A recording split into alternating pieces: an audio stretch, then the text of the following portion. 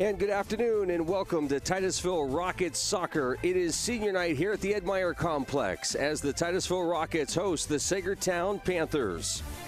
Titusville Rockets Soccer is brought to you this season by State Farm Insurance, by Bayless Fuel Service, by Oil Creek Plastics, by Interstate Pipe and Supply, by Larry's Auto Service, by True Value Hardware, by Anderson Physical Therapy, by Armstrong, by the Gordon B. Garrett Funeral Home, by the Titusville Dairy Products Company, by Joe Taylor Ford, by Farmers National Bank, by the Meadville Medical Center Titusville Area Hospital, by the Blue Canoe Brewery, by the Titusville Moose Family Center, by the Barking Lot, by Wagner's Gun Tech, by the Oil Country Federal Credit Union, by Corky's Pizza and Subs, by Family Video, and by the Titusville Beverage. And once again, good afternoon from the Ed Meyer Complex. It is the Rockets and the Panthers to battle it out. Luke Rio along with Mr. Gary Barnes. Gary, good to see you. Good to see you, Luke. Well, listen, the matchup is the Rockets and the Panthers here this afternoon. And the Rockets are huddling up there, giving themselves a little bit of encouragement before the game starts. I'm going to have to move a little bit because our view is obstructed by all the balloons for homecoming that are strapped onto the fences here. Yeah, senior night here, Gary. Yeah, and a nice crowd out, and really pleasant to see the seniors come out to some nice applause before the game begins. Looks like the Panthers are going to kick off. And Ainsley Kissell kicks it out to the right wing. It's pushed forward to the Titusville left back position.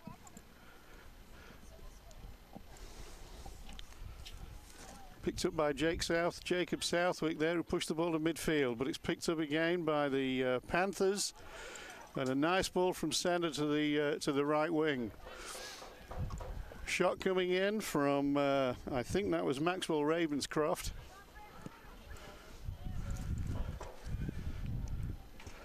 There's a long probing ball there from Patrick Dunn. Obviously it's only the first minute or two, and it would appear that the Panther tactic is to obviate the need for a midfield. They keep picking the ball up at the halfway line and hitting long balls to their forwards. Got a throw in on the far side to the Panthers.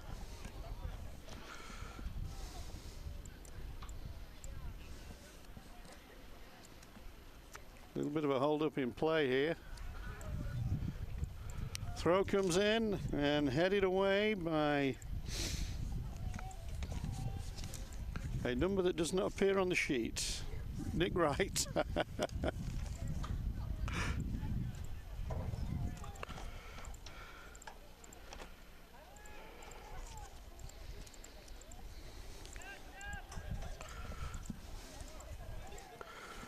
Cross comes in, it's deflected away for a corner kick.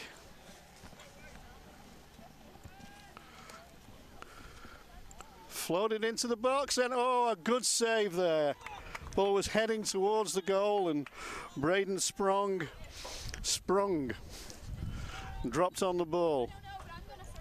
Long kick by Braden, way into Panther territory, and a nice kick out there by number 5, Patrick Dunn. It's picked up though by Alex Loss on the right wing. Alex tries to take the ball past Tyler Gilbert of the Panthers, but just succeeds in knocking the ball out of play. Now Logan Bill will take the throw in. Nice chest there by Tyler Gilbert. And Alex Loss picks up the ball again, tries a right wing run, overruns the ball, and in the process knocks over Logan Bill.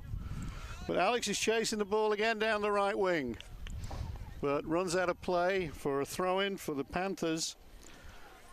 Patrick Dunn marking Alex there. Nice long throw. Jacob Southwick gives the Panther a little nudge in the back there. That's called letting your opponents know that you're here.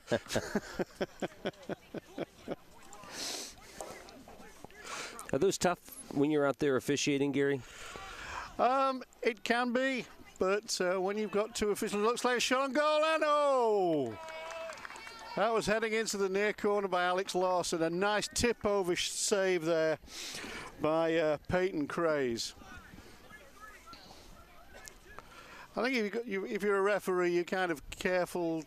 You allow a little bit of physical contact, but you don't want to see elbows straying too far away from the body, for instance. Corner kick taken by James Whalen. Nice kick to the far post, headed back across the goal. Still with... Oh, another fantastic... Oh! Absolutely wonderful double save there from Braden Craze. Both times from shots from Alex Loss. Peyton Craze, I'm sorry, not Braden. Sometimes I get my syllables mixed up. Another nice cross there, and another save push out by Peyton Craze. He seems to be playing the and a catch by Peyton Craze. Peyton just seemed to be playing the Rockets on his own there for about the last minute or so. Nice long ball down the line. Aim for Derek Stellato, but again the ball runs out of play, and it's going to be a throw on the far side, taken by number 19, Colton Beck. Good strong challenge there by Cade Skinner. Wins the ball for the Rockets. And they have a throw on the far side. Well, after the opening minute or so, where it seemed to be all Panthers, right now it seems to be all Rockets. Good throw into the box, chased by Alex Lose, but easily dealt with by goalkeeper Peyton Craze for the Panthers.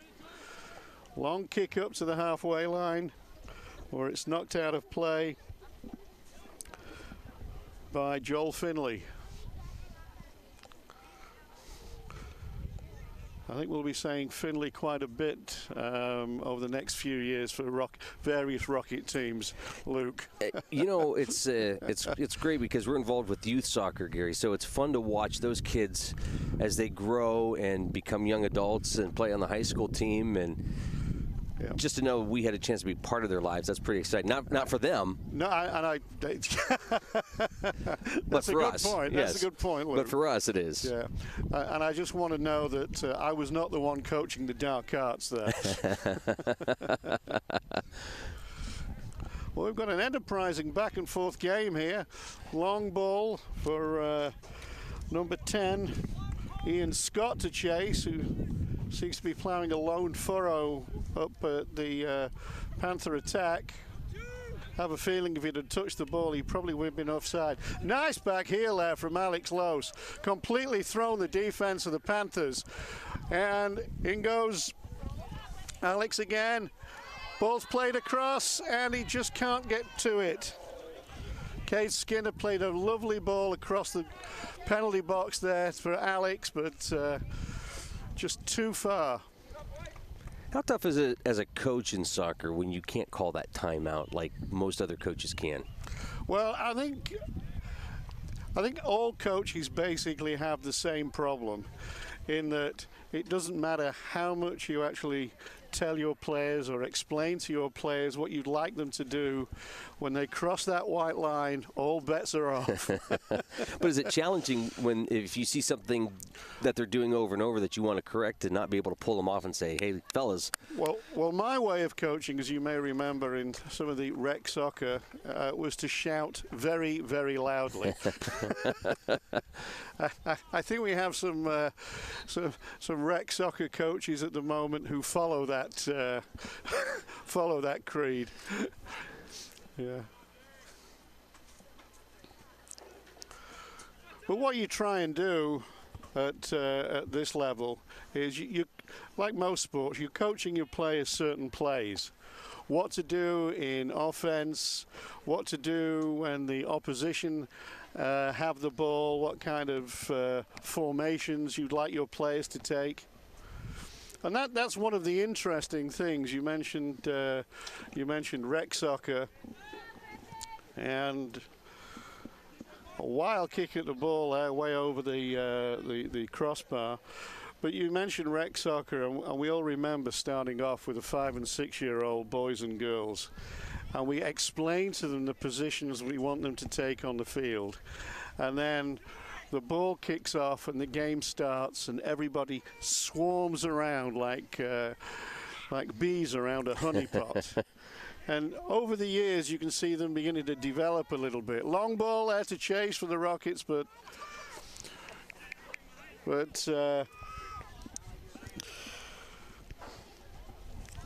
Peyton Craze had that covered all the way.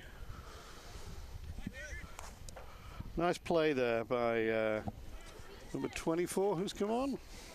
When was the last time you were out officiating or playing, or did you retire from both at the same time? Well, I injury took you out, right? Well, injury did take me out, but I used to referee high school soccer games, and that was up till around about 12 years ago.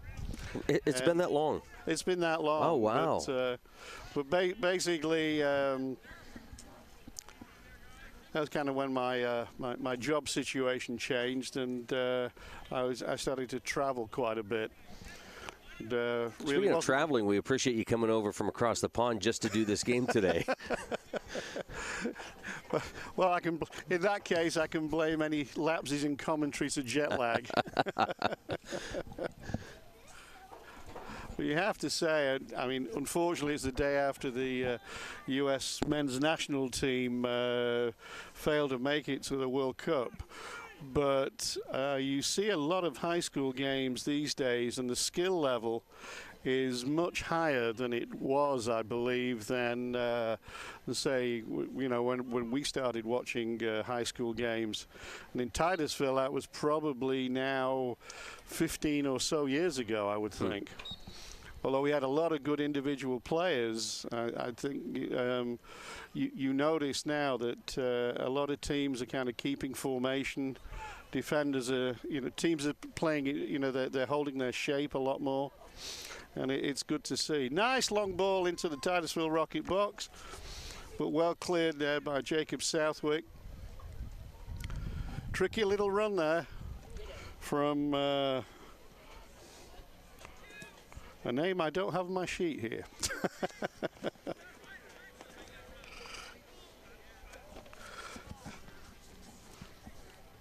I think it might have been Maxwell Ravenscroft. Lots of time in soccer. 2 40-minute halves. That's what we're in high school. That's what we're playing. Yeah. Professional game, it's 2 45-minute halves. Yep. So.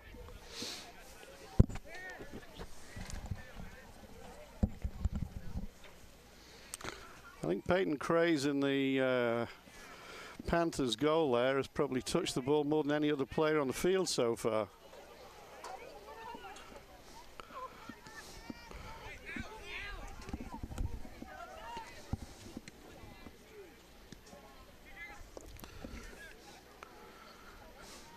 Game's entered into a little back and forth phase in midfield.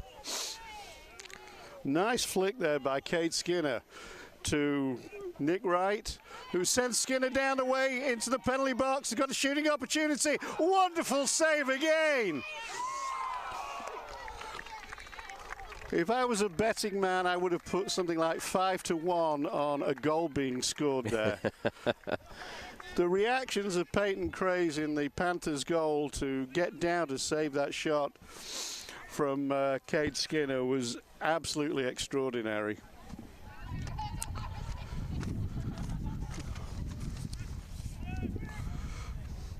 But that was definitely the best goal-scoring opportunity of the game so far. And it came from a beautiful move there between Nate Skinner and I think it was Alex Loos there. Is that Nate or Cade? Is it Cade? Oh, yeah, I got Cade. Nate and Cade, yeah. I always get my Cades and Nates mixed up, It's always been a fault of mine. Very important to get the you probably remember the old names right. Well, yeah, but you probably remember the old Monty Python sketch. Can't say Buller, can't say the letter C, but you can say the letter K. K. Yeah, British humor at its finest. It's on display right now, Gary. Yeah. I'll tell you what, there's nothing like being outdoors here in the fall. We cover a lot of high school football, obviously. This is our second soccer match this season, but it's nice to be out here. Cloudy conditions today, but it's absolutely perfect for soccer. Well, it's ideal for soccer because, like you pointed out before, there are no breaks, and the players are basically running up and down for 40 minutes, and playing in hot sunshine like they have been doing recently. Oh, I thought that was in. Yeah. That's the second really good goal-scoring opportunity for the Rockets in the last few minutes. They're starting to get a grip on this game.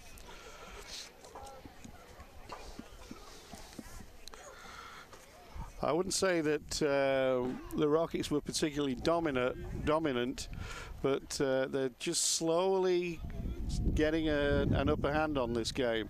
As I say that, Ian Scott dashes down the right wing for the Panthers. A beautiful run, gets to the byline, crosses it in, and a wonderful save there by Braden Strong. That was an absolute wonderful run there by Ian Scott. I thought he pushed the ball too far and out of play, but like a Panther, or is it a cheetah, he certainly put on the speed to catch that ball and play a dangerous ball into the middle, which, as I say, was well saved by the Titusville goalkeeper. But here are the Rockets on the attack. It's a one-on-one with Cade Skinner. Crosses the ball to number 10. Yeah, on the unlucky. Nick Wright there, I think, had a chance there. The ball just didn't quite roll for him. It just kind of went a little bit behind him. If it had been about a foot further forward, I think he would have had a much better chance at getting a shot at goal. If you go back and rewatch it, you'll see that Cade takes a look at the field to see who's around him before accepting that pass. A lot of people have questions about offsides, which gets called in soccer, and you have to have a defender between you. The two defenders, but one can include the goalkeeper. Okay. So, and usually one is the goalkeeper, unless the goalkeeper has a rush of blood and decides to run to the halfway line or some such. Well, that was very unselfish there by Cade. I thought he might have had a shot, try and put the ball at the near post, but he saw a player in a much better position than he was and did a nice cross ball pass there.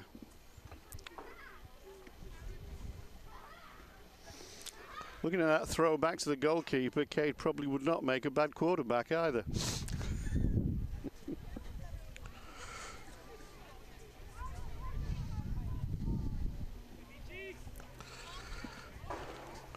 Big leap by Cade Skinner.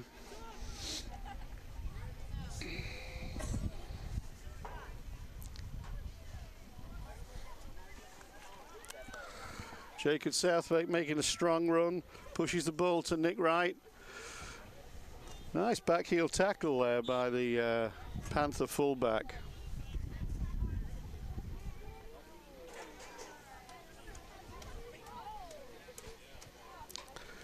Well, we're coming up to about close to halfway through the first half. The score is Titusville Rockets 0 and Saegertown Panthers 0. But there's been some close chances at either end. Both goalkeepers have made some outstanding saves.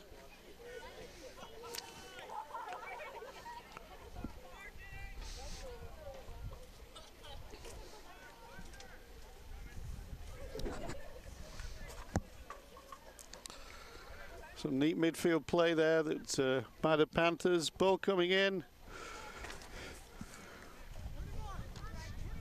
And Braden basically watched that ball all the way. He knew it was going wide, caused him no danger.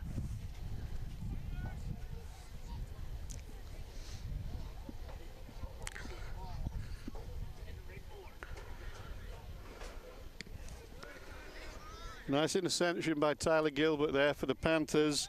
And a nice turn by Ainsley Kissel. Some good left wing play here by the Panthers. Ainsley does a nice cross into the box, and it's well cleared by the Rockets. Some nice offense and defense by each team there. Logan Bill about to take the throw. Gary, explain the philosophy of keeping the ball on the wing and then centering it. Well, I will do, and we see this attack appearing here. Oh, nice move by Patrick Dunn there. He's quietly having a nice game at the marshalling the Panthers defense, Patrick, at the moment. Well, like most games where you're moving a ball around, I mean, basketball is fairly similar, hockey the same. I always put it down, you're trying to make triangles. Another beautiful save. Wonderful shot coming in again there from Ian Scott, who you can pick out because he's quite small in stature compared to the rest of the players, but he's quite huge in talent we've seen so far this afternoon. But like I say, it's all about trying to make space and angles, and obviously you get more space on the outside of a field or even, basketball court than you do when it's congested in the middle. So the idea is that you're trying to give yourself more time. Pass back to Peyton, miss kick there.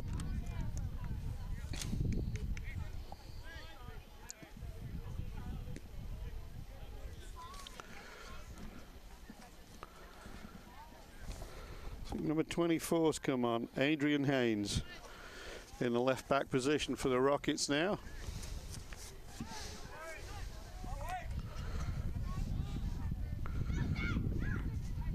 Adrian should be easy to pick out with that mop of hair there. Certainly a lot more hair than I have these days. Looking good, though. Looking good.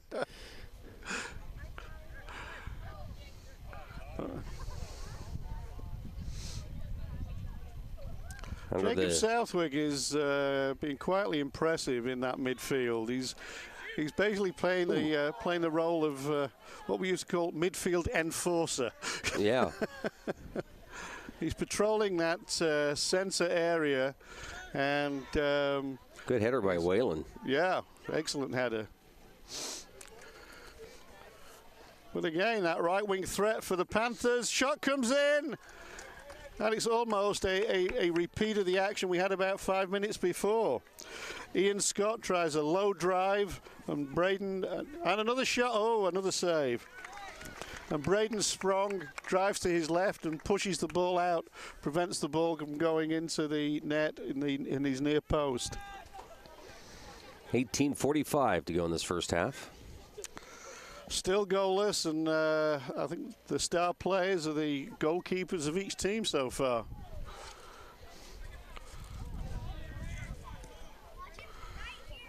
Nice pickup there by Nick Wright. But Parker Cooper basically sticking with him like a terrier. Good little battle over there on that left wing of the Rockets.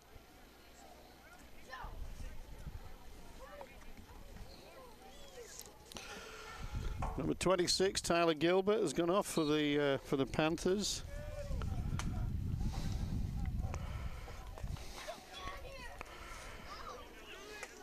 Been replaced by Lance Bill, which I presume is a sibling of Logan.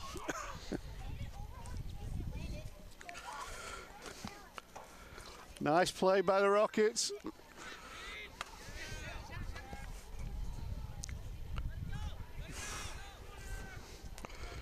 Good attempt there by James Whalen to hit the ball to the far post. I must have missed something there. I thought it was a goal kick, but must have taken a deflection off a Panther player. Corner kick comes in, nice kick, and kind of oddly got safely away by the Rocket offense. Aisley Kinsell either way. Nice through ball there to Maxwell Ravenscroft, but good defensive work. Nice boot. Good defensive work there by Nelson Griffin, who gives Peyton Cray some more work to do. As I say, both goalkeepers have had busy afternoons so far.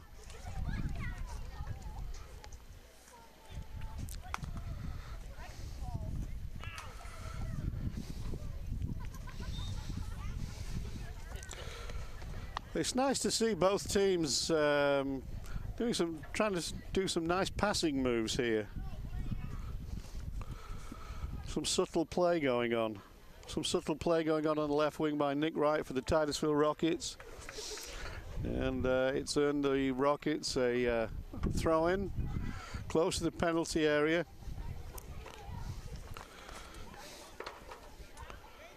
And that was hit into number 7, Ethan Roberts. Lovely ball. Nice footwork there by Jacob Southwick. He tried to cross the ball to Alex Lowe's in the middle, but the Panther defense stood firm, and all the Rockets have to show for it is a throw-in. Long throw by Jacob to Alex. Shot coming in. Oh! Just another marvelous save. I was about to say, and the first goal of the afternoon. But Peyton Cray's had other ideas. Peyton's got a big body, and he's throwing it about in that Panther goal.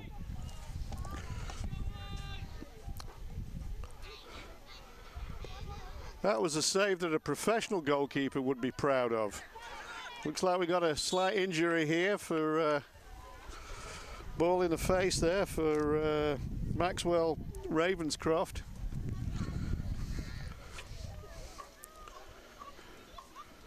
Probably a bang on the nose. And he's going off to receive some treatment.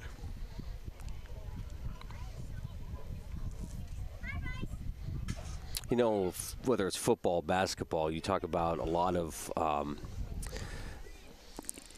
about offense and how offense sort of drives the ratings today, right? Right, yeah. But still, when you watch a good defensive game, that's just as much fun to watch. Oh, absolutely. And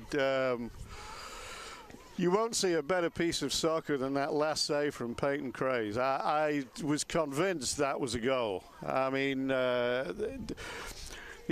think it was Alex Lowe who turned so hard and hit the ball very hard, and the instant reactions to not only see the ball coming, but to be able to jump and get an outstretched arm and push it around, push it away from the goal was outstanding, absolutely outstanding. 15 minutes to go here in this first half of play, and the wind is rising a little. The wind is windy. I thought you were going to say that. It's strengthening. It's not quite hurricane force. Interestingly, it's blowing towards the Panthers' goal, and they got 15 more minutes. And if the wind keeps up, it's going to be blowing in the Rocket defense faces.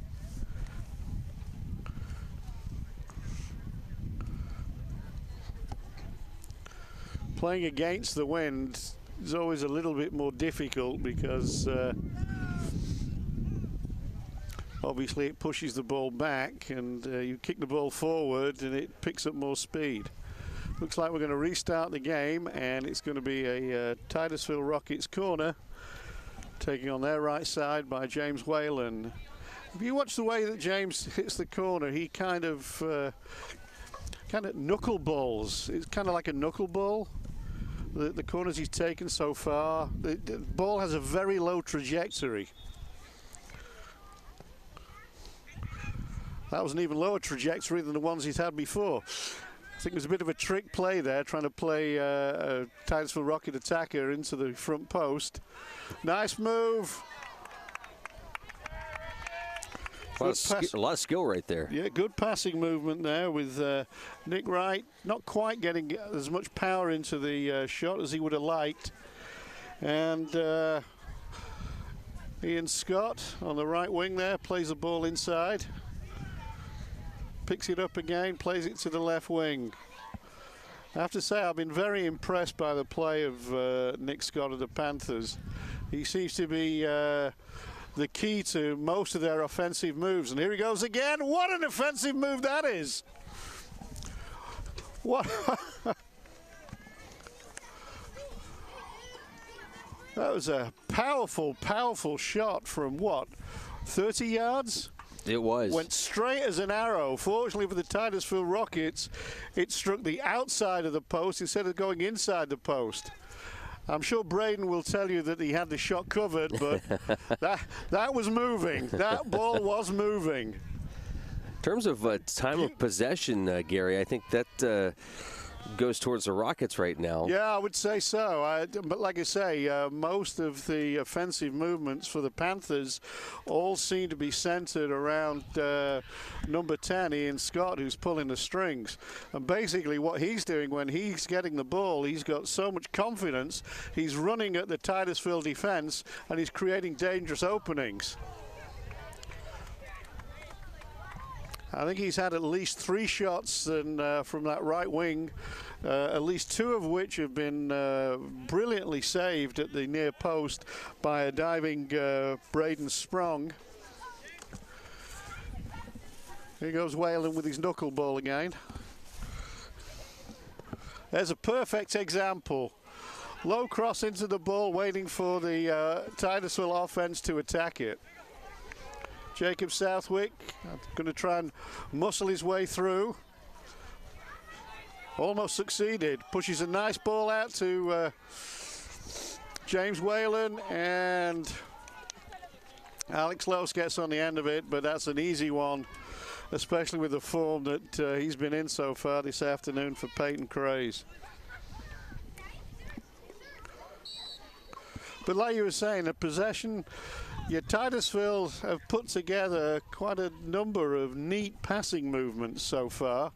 That's not to say that the Panthers haven't done the same, but they seem to be pretty reliant on the running power and dribbling skill of, like I say, their number 10, Ian Scott. And they've had some good shots on goal. They've had some very good shots on goal. And again, like I say, both goalkeepers have been the outstanding performers so far. Here's a chance. Didn't quite come down for Ainsley Kisele. He tried to chest the ball down to get a shooting opportunity, but there, oh! I'm getting very frustrated here, Luke. You know, I keep wanting to shout goal. And, these 2 goalkeepers are just absolutely outstanding this afternoon. Ooh. Interesting attempt at an overhead kick by Cade Skinner.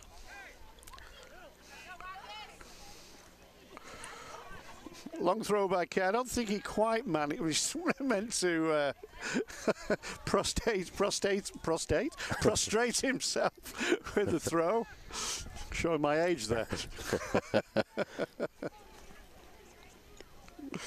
Derek Stellato marshalling the defense there on the left-hand side.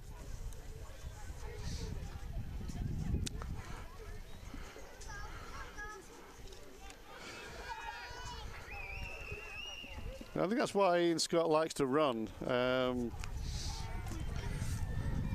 The offense for the Panthers quite a bit smaller than the Rockets defense, who are quite taller. So the Rockets are cutting out some of these neat passing movements that the Panthers are trying to do in offense. And they've only really been put in trouble. Oof. Oh, now he's taking the mickey. Okay, the ball's coming. I'll just knock it up into the air and then just save it on its way down. Added degree of difficulty. Yeah. Under 10 to go in this first half. 9:50.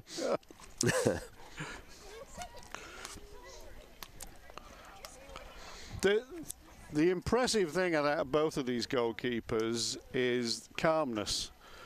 Yes. You'll notice that when on both sides, when someone's been lining up for a shot, you'll sometimes see goalkeepers jumping up and down in excitement, trying to anticipate where the shot is going to go. Both of these goalkeepers have been waiting for the offensive players to make the move and then countered it, and have been successful every single time.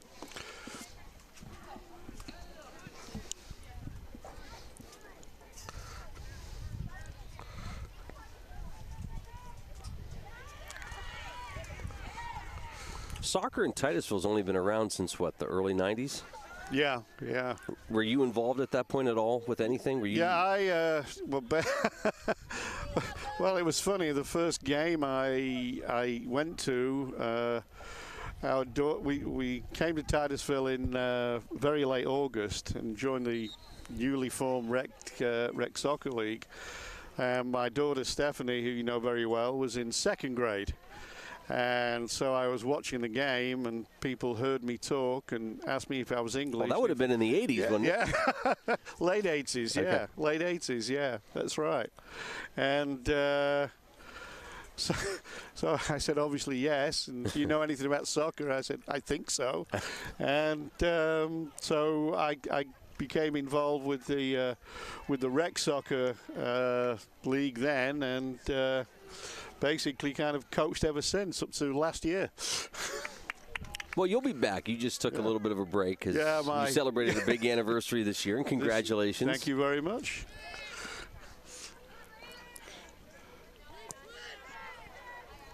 Yes, my wife has put up with me for 40 years.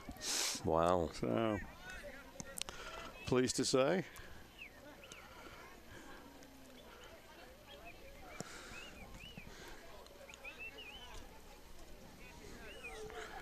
Well, under 10 minutes to go, still no score. But we certainly could not say that we haven't seen some really good goal-scoring opportunities, and every one of them has been countered by some excellent goalkeeping by both the Rockets and the Panthers goalkeepers. And we've seen some really nice football as well, I think, soccer from I think Nick Wright, Alex Lose, and James Whalen and Nick Wright have put in some very nice passing movements for the Titusville offense. But they've been thwarted time and time again by Peyton Craze. And for the Panthers, they've had some good attacking movements, marshalled by their number 10, Ian Scott, and Ainsley Kissel, who's done some nice work on the left wing. Most of the work has been on the right wing by Ian Scott, but the Panthers have looked most dangerous when they've attacked down the sides of the field.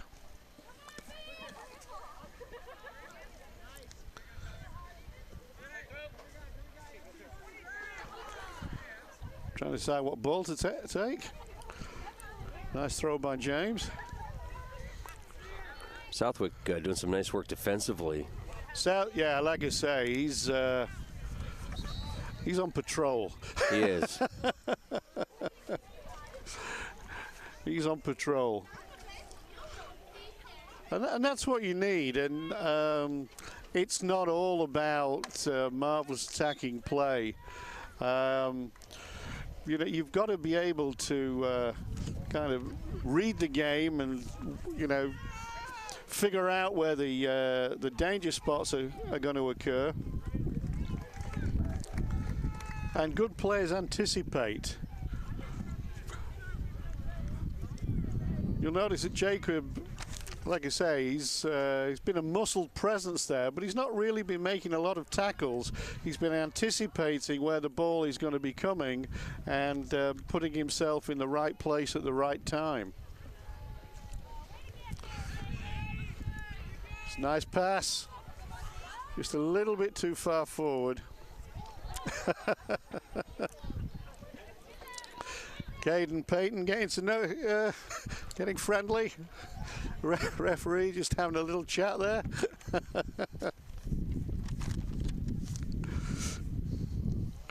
What a lovely flick that was from number 16.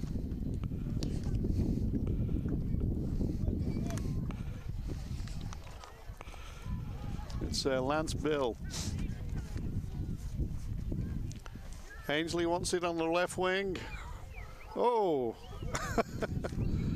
Strong tackle there from Jacob on the danger man for the Panthers, Ian Scott. I could be wrong here, Luke, but I think Ian is going to try and shoot for goal. He did, came off a rocket head, which made the save a little bit more difficult for Braden, but he just made it look easy.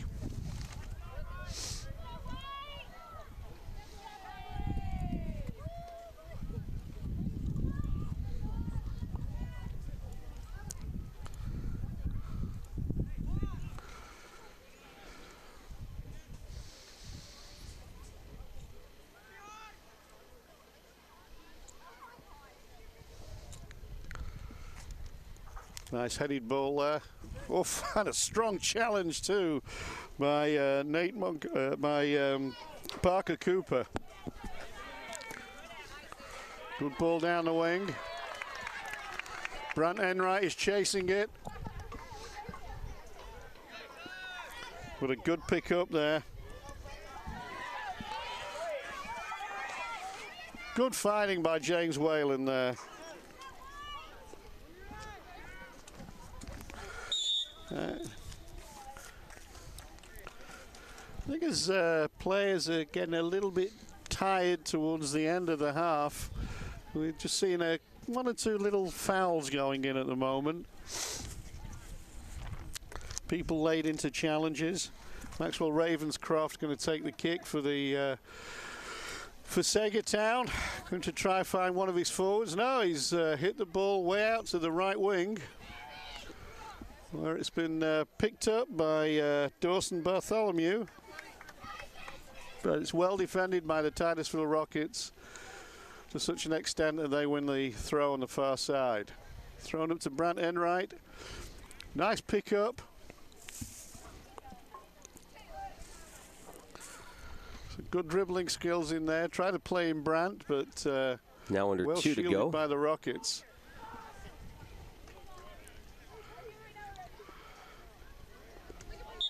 You get the feeling that the opening goal is going to come from a defensive mistake. I would say, I think as you were commenting earlier, Luke, that the Rockets have definitely had the edge in time of possession, but in terms of chances created, I don't know that there's that much difference between the two teams.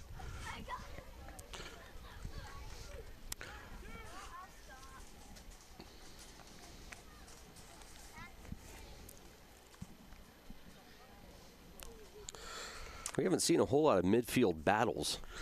No, I think in the main, as I say, I think in the main, Jacob Southwick is really kind of patrolling the midfield. And as I say, the Panthers don't seem to be playing an awful lot of balls down the middle of the field. They're either hitting it long for their centre forward to try and chase, which has not really been a successful ploy at all, or they've been hitting it out to the wings, which they found a lot more success with that tactic. Whereas the Rockets, they've had some neat moves, neat interplay in the offensive part of the game. When they've been playing the ball through the middle. You might remember earlier on in the game that Alex Lowe was playing some side passes into the Panthers penalty area, searching for a finish from one of his fellow forwards. Jacob Southey making a powerful run now into the box and making friends with the defender. Well, scoreless at the end of the first half, and we have a fresh 40 coming up. And, Gary, I think it's going to be just as intense. It's been an intense game. It's certainly not been one-sided. And You wouldn't say there's much in it. I mean, there's not like we wouldn't say it's only a matter of time before one team scores because they've been so dominant. And again, I cannot emphasize enough just how much both goalkeepers in that first half have been absolutely excellent. Well, we'll talk about that. I'll tell you what, we'll take a quick time out. We'll come back and we'll talk about that and what to expect here in the second half of play.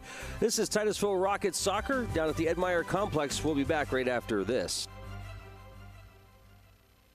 Anderson Physical Therapy is committed to your long-term health and well-being. With certified licensed therapists, Anderson's can provide therapy for all your rehabilitation needs. With offices located at 202 Union Street in Titusville and 118 Main Street, Ute, Anderson looks forward to opening their new location in Cambridge Springs, making it convenient for you to get back to doing the things you enjoy. So stay on top of your game with Anderson Physical Therapy, with convenient locations in Northwest Pennsylvania and online 24/7 at andersonphysicaltherapy.net. Let's talk business. What does yours need for communication? Whether you're a small business or a large one, Armstrong Business Solutions has the tools. From internet and telephone to high-speed fiber optic networking. Connecting multiple locations? No sweat. Conducting business on the go? We've got unified voice. As a telecommunications leader, we know what it takes to deliver the performance, reliability, and security required for business-critical IT and connectivity. Are you getting all that for what you're paying? Armstrong Business Solutions. Your business is our business. A stranger, crazier, quirkier group of dog lovers cannot be found. We've looked, and that's what you'll find at the Barking Lot in Titusville. Dogs love us because we love dogs. We do everything we can to make sure our clients, dogs, not people, are completely comfortable and happy when they come to our shop. We've worked hard to create a safe, happy, and wholesome environment for everyone. We offer grooming, daycare, and boarding. Plus, you'll find a few products that our clients will love, and so will their owners. So bring your pups in and let them discover their new home away from home, the Barking Lot on Franklin Street in Titusville. Bayless Fuel in Titusville carries a full line of automotive and truck maintenance supplies, like Wix filters, the best performing, most reliable filters in the world. Interstate batteries, the #1 replacement brand battery in North America. Bayless Fuel also carries motor oils, greases, and specialty lubricants, like hydraulic oils, transmission fluid, brake fluid, antifreeze, and more. Let the friendly staff find the right product for the job at hand. Bayless Fuel on South Brown Street in Titusville. Farmers National Bank has always been committed to the communities they serve. It's part of our mission to remain an independent community bank where the art of a handshake has not been lost. We continue to strive to offer the highest standard in industry competitive products and services. We act not only to benefit the bank, but our customers, businesses, communities, and our employees, because we know our employees pride themselves in their work and serving their communities. When you invest with us, you can be proud to know that we're investing it right back, and that's the way it should be. We're Farmers National Bank. Go Rockets!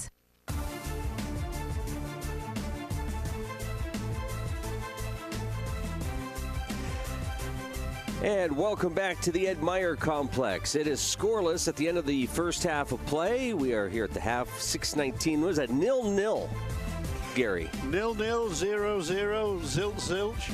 But you'd think that a goalless game would be pretty boring, but this game is far from it. We've got two different styles going on. You've got the Saegertown Panthers, who, when they get the ball in defense, are trying to play long, searching balls upfield. They've not been very successful when they've tried to hit the ball straight. The tall Titusville defense is handling those kind of incoming high balls very easily. But when the Panthers get the ball out to the wings, they've been pretty successful. Ainsley Cassell down the left wing has been causing quite a number of problems to the Titusville defense, but the outstanding player for the Panthers in the first half was their number 10, Ian Scott, who was largely playing on the right wing, and he made some very strong, powerful runs. Very fast and some nice dribbling feet, and the boy has a rocket shot on him. And in goal, we saw Braden Sprong dive to his left twice to prevent the ball from going into his near post from some very hard driven shots from Ian Scott. And so he's been their main danger so far for the Titusville Rockets. For the Titusville Rockets' point of view, they've mainly been playing the ball through midfield. They've had some really nice, intricate passing movements. It's been quite nice to see.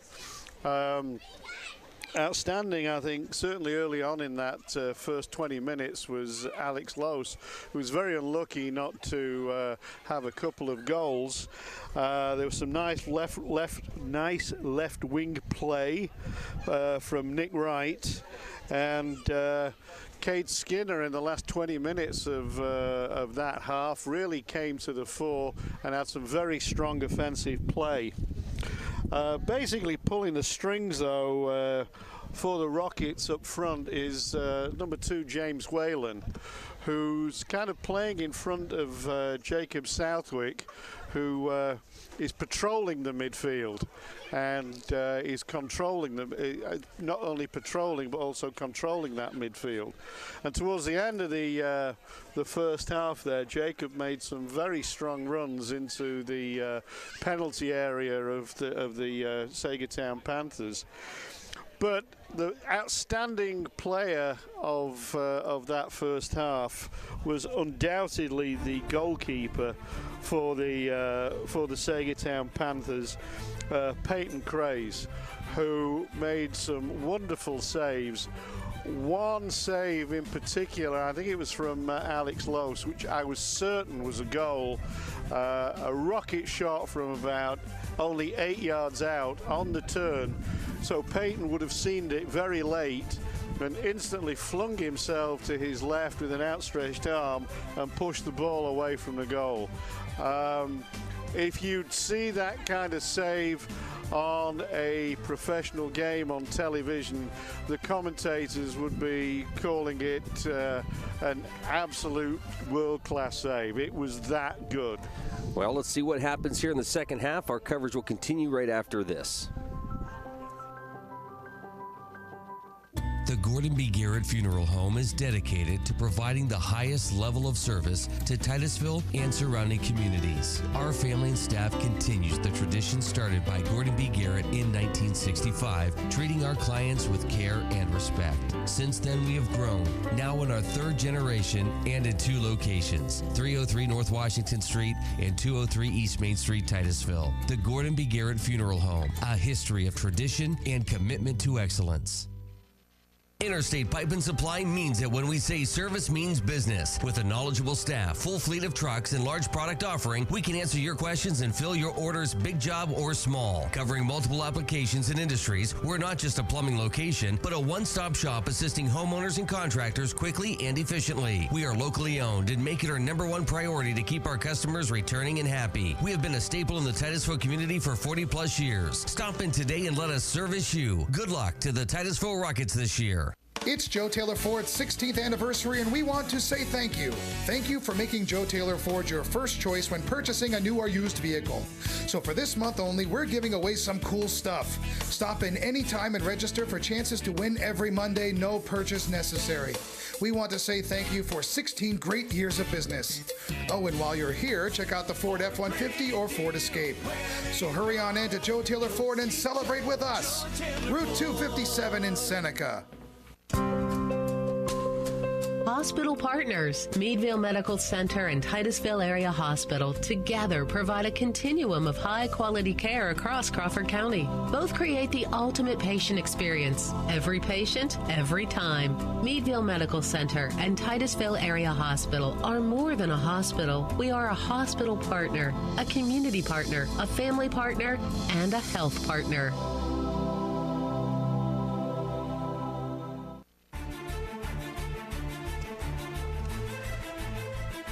And we are getting set to start the second half of play here at the Ed Meyer Complex. It's the Rockets and the Panthers. Luke Rio along with Gary Barnes, Mark Heim, and we are set to go. Looks like a few changes. Peyton Bass is number 17, playing left back for the Titusville Rockets.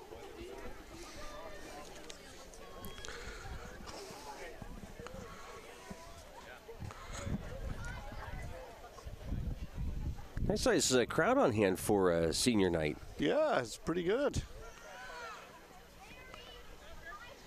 Now we'll get to see the Rocket defense a little bit more as they switch sides. Yeah, and now we've got rid of those balloons, we'll be able to see the, the offense right. a little better as well. I don't think people will appreciate your talent there. You were commentating through a balloon. Yeah. A real balloon, not Joe's head. Sorry, that's...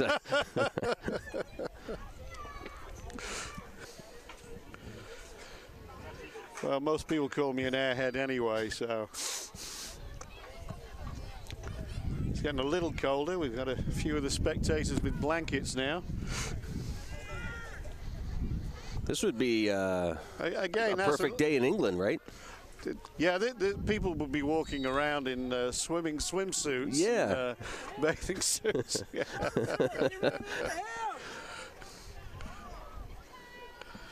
Horse hockey.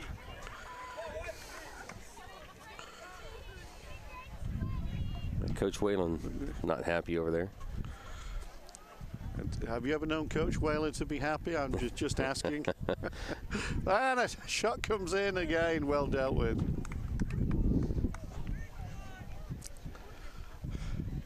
You mentioned that first half. It's an amusing story when I met Coach Whalen. I was playing soccer, indoor soccer, and got injured, and a shot coming in from Alex just over the bar there. And I had an injury to my calf muscle. I was still in soccer gear. They took me to the emergency room unit at Titusville Hospital. Well, there'd been some bad accident or something, so they put me on a gurney outside the morgue. Oh. And Doc Whalen walks past. I think a chance of the Rockets again. Good fighting there. Nick Wright goes down. The referee decides it wasn't a penalty. Ian Scott. Good battle there between Ian Scott and Jacob Southwick. It's like maybe the Ian Scott physicality takes the ball picked on up. The wall, takes the ball on the wing, tries to take on the Rocket defense, which is held firm there. Nice tackle by Nelson Griffin, but again Scott comes back. I don't know if we're just seeing a different side here or what, but it looks like the physicality's picked up a bit. Well, we were noticing that towards the end of the first half, weren't we? The last few minutes. Good throw.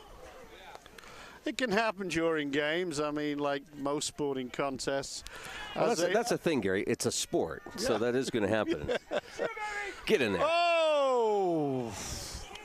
Well, that was a wonderful attempt there by Cade Skinner. He hit the ball with the outside of his foot, but unfortunately it curled away from the outside of the goal instead of curling into the goal. But like I said, I was trying to finish the story quick. Rich walks past, says, oh, you play soccer? Because I was in my soccer uniform. He said, yeah. He drops his card on my chest and he says, give me a call, but don't call me about medical matters. And I actually did play quite a number of games with Rich. I wouldn't tell him to his face, but he was a pretty decent player. I think they still sneak down on Saturdays from time to time to play. Yeah. Jacob, it's a long ball into the penalty area, but out comes Saegertown, who end up losing the ball again. Tyler Gilbert recovers well, though. Nice, Nick. Front and right trying the back heel, didn't quite come off there. You mentioned this in the first half, but both goalies again seem very calm. Yeah, a shot coming in. Oh! Well, we're getting closer. Off the bar. No cigar, as they say. Titusville has started the second half very strongly. Nice, Nick. But But here's an overload. See Ian Scott there pushed right up. He's there, again, emphasizing he's their main offensive threat. Nice calm play by James Whelan. Good ball forward to be chased by Nick Wright. Is that always difficult when you're out there officiating, when somebody would come up to you and say, hey, watch this kid, he's pushing me a little bit? Could you do it, or were you busy not focusing on that part? Well, anybody who wanted a conversation with me while I was refereeing would usually regret it. Oh, okay. Here's my card. Him, yeah, don't call me. Don't call me, yeah. I usually used to say something, I'll give you the short version. Tell you what, you play, I'll ref.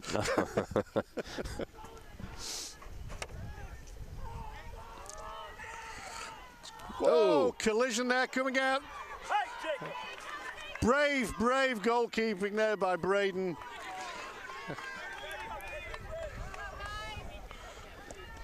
Whoa. Uh-oh.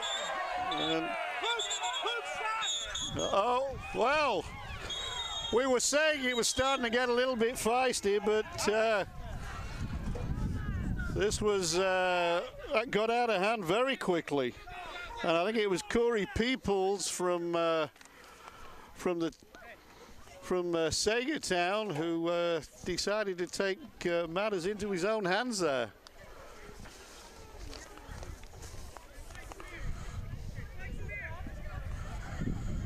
Well, I'm not sure what the referees are going to do here, but some of the Saegertown players seem to be having a little bit of a conference up between themselves. Well, I know the game was getting a little bit feisty, but I didn't really think there was anything going on that would have prompted a brawl like that.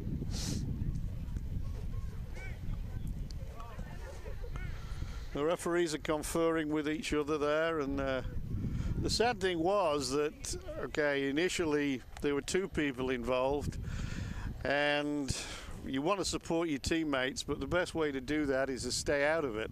Let the referees sort things out. Well, let me ask you this. Let me take their side for a second. We've seen a couple of the Titusville guys say, hey, can you watch this? Yeah. And there seems to be no reaction from the refs.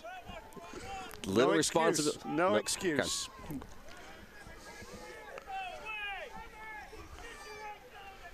It looks like there's a red card out. Maybe more than one.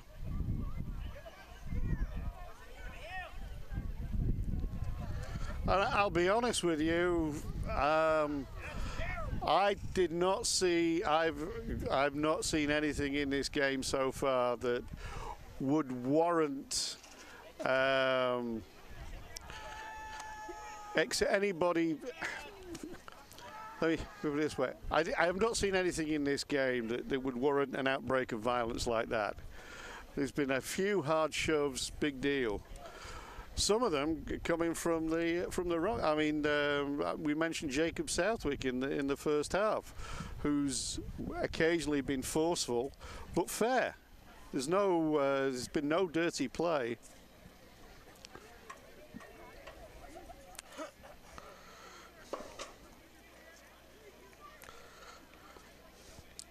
So by the time the referees have finished their conference, do you think we'll be finishing the game in the light? Do we have extra illumination for the cameras if required? Well, the nice thing about having such a large crowd down here, they got all the vehicles. So yeah. Just ask everybody to turn their headlights on, and we'll be able to finish this tonight. Well, we're sorry for the viewers, but right now we don't know what's going on. We saw at least one of the referees have a red card in his hand, but I am going to assume that at least one player has been ejected, maybe one each from each side. I'm not sure. I'm pretty sure it's one each from each side. That coming in from our statistician, Joe Thompson, who's keeping track of that for us. And it kind of started when... you notice Joe threw his shirt off, and he was ready to go out there and take part in this. He was ready. kind of started when number 19, Corey Peoples, took exception to one of the Rocket players for whatever reason. I didn't see a foul. I didn't think there was a foul. I think Corey was tackled, but decided that, I was treated unfairly, and I'm going to decide to take matters into my own hands, which... You were saying to me earlier that, you're taking a player's point of view, and I understand that, you're playing devil's advocate. But all you're doing is just letting your teammates down. It's okay. If you want to wrestle, that's fine. Join the wrestling team, But you've got to maintain discipline.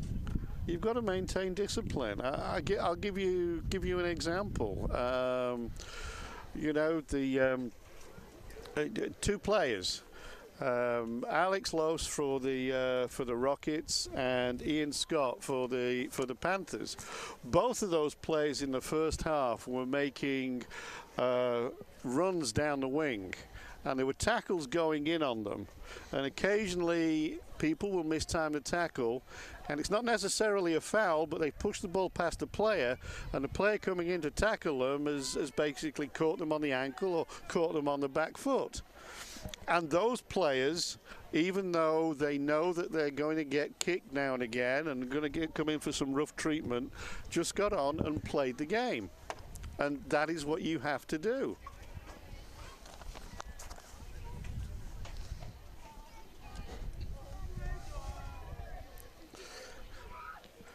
Well, this is the longest stoppage I've ever seen in a game for... There's a lot to go over, Gary. There's a lot to go over. Hey. I'm not sure if we're going to have to call in the United Nations as arbitrators. Or 33-13 on the clock here. Just got the second half underway. 0-0 the score. Reminder, we'll be on the road tomorrow night for high school football, week 8 of high school football. Back home next week at Carter Field for the final home game of the season. What a fast fall sports season it's been. It certainly has. And speaking of football, we were at the game on Friday, and it was a fairly feisty football game. But, a couple of times where players glared at each other, but there was nothing like we just saw what was going on here. And I have to say, it's going to be interesting to see what transpires. I mean, the referees could even conceivably abandon the game. They're walking over deliberately here. It's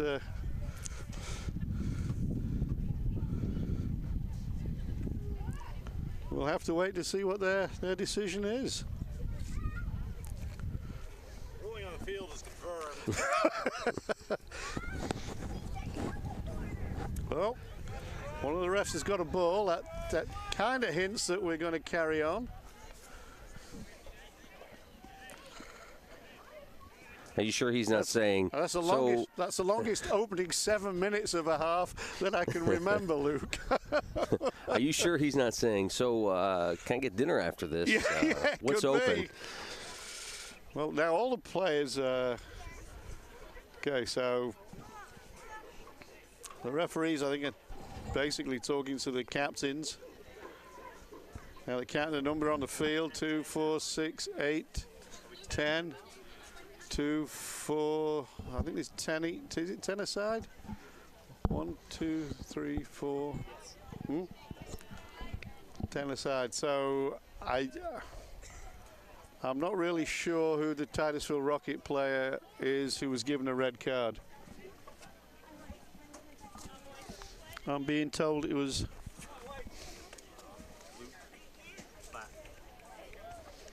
Luke Platt. Well, Luke will be looking at the game from now on.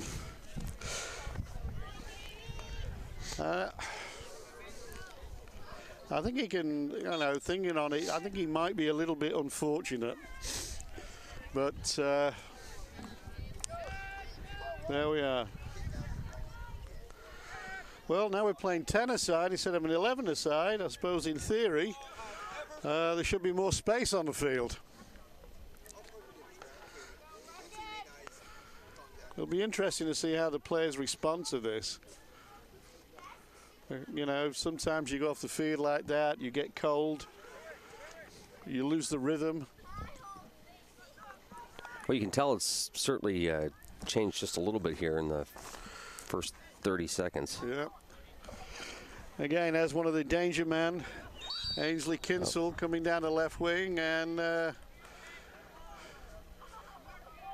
Ainsley's fouled. Is that going to change how they're going to call the game?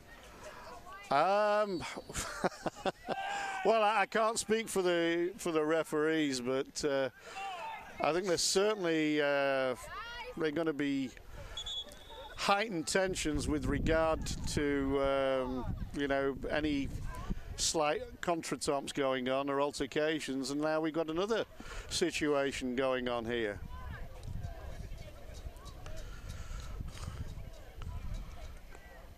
Referees, I can only assume always makes an ass out of you and me, of course, that the referee on the far side has maybe heard a little bit of dissension coming from the bench, perhaps.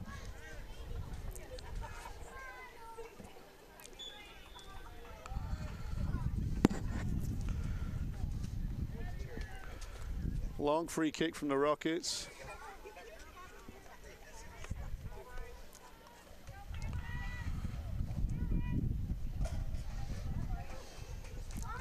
You recall any games where you had to slip out quickly at the end? I'll tell you one in a minute. Police escort? I was refereeing a high school game in Meadville, and it was 0-0, and it was right at the end of the game, and Meadville scored in the very last minute, and I disallowed the goal because the guy had pushed the goalkeeper. Oh.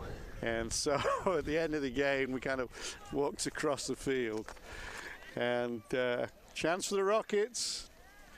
Yeah, that kind of peters out a little bit. I was walking across the field, and a guy comes up to me with a movie camera, and of course in those days the movie cameras, you know, over the shoulder, and he said something along the lines of that he wasn't very pleased with my refereeing performance, and he had the film to prove it. Ah.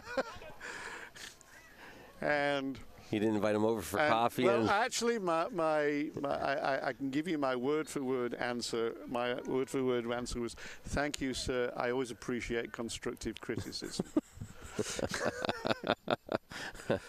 Did they teach you to say that? Well, it's kind of, when you're a referee, the worst thing you can do is to engage with spectators or whatever, or get into an argument. So I was always polite. Of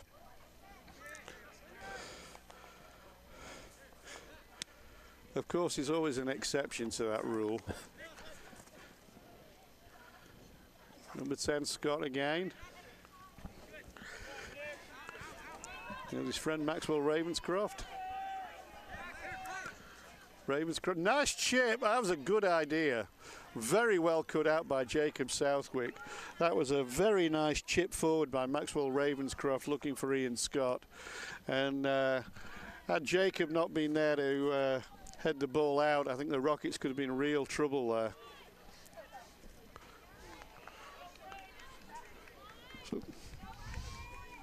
So there again, what I was talking about, there was Alex Loss. He picks the ball up in midfield, makes a move, he gets his legs hit, doesn't make any fuss about it, just carries on and makes the next play.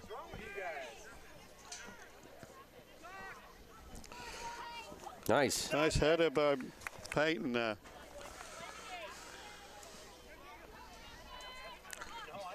Again, nice controlled play by James Whalen and Jacob Southwick. But here comes Scott. He's getting on his right foot to shoot, and deflected away by Nelson Griffin. Nice defending there by Nelson. It's going to be a corner kick to to the Panthers, taken by Patrick Dunn.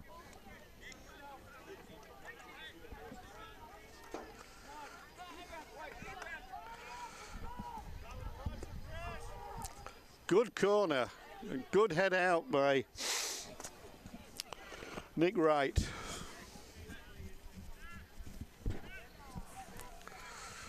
Nick's a commanding presence there in the center of the Titusville penalty area.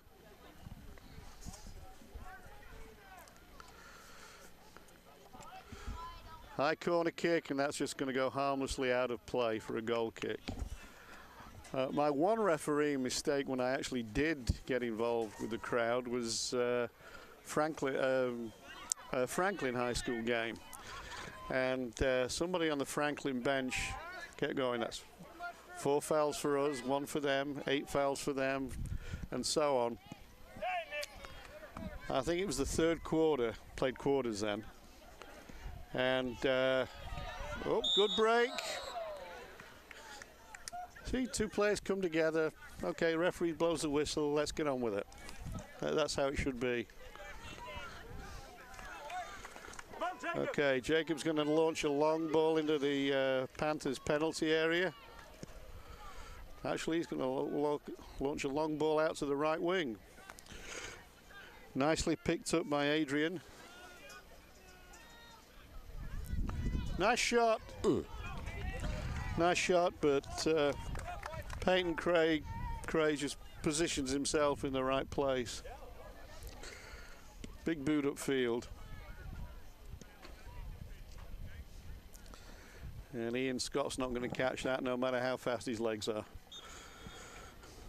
So about the third quarter, this guy says to me, ref, he says that's like 18 fouls for us and 5 for them.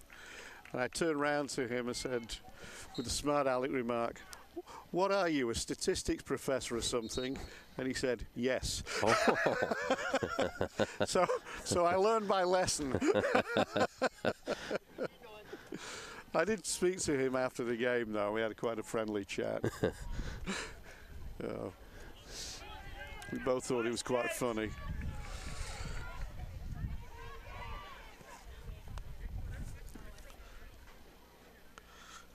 Game's getting a little bit more stretched now. Titusville aren't quite playing the midfield balls. Well, having said that, there's a nice move upfield. Good defense there. Nice move that by the Rockets, though. Good passing movements. Well, you can tell there's just slight hesitation from both sides. Yeah, Derek Beach made a nice turn there. We're approaching the 25-minute mark here in the second half, still scoreless. Well, the stoppage definitely affected both teams, and it just takes a little while to kind of get back into game mode. There goes Ian Scott again. What a right dribble. Through. What a saving tackle by Jacob Southwick. What a marvelous run, though.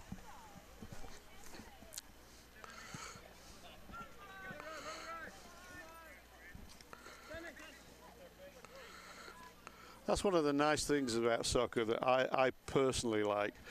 It doesn't matter how small you are or how big you are, it's about how good you are. You say Ian Scott looks like the smallest player on the Panthers roster, and so far he's been easily their best player. He even wears number 10 like Lionel Messi, so maybe that's his hero, who knows. Yes, being diminutive has not really done Lionel Messi any harm. No. So. Nice searching ball, well cut out by Nelson Griffin, who's Nelson's had it's what's described as a quietly good game. Yeah. He's been a strong presence back there. Pretty unruffled when the balls come. He's made some good tackles and good interceptions.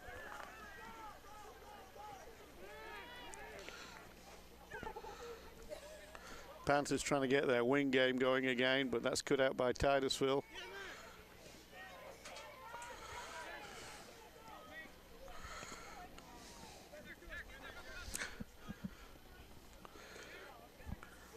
Derek Stellato starting to come more into the game in midfield for the Panthers, number 22. Nice setup down the Yeah, here comes right Alex. Just couldn't turn.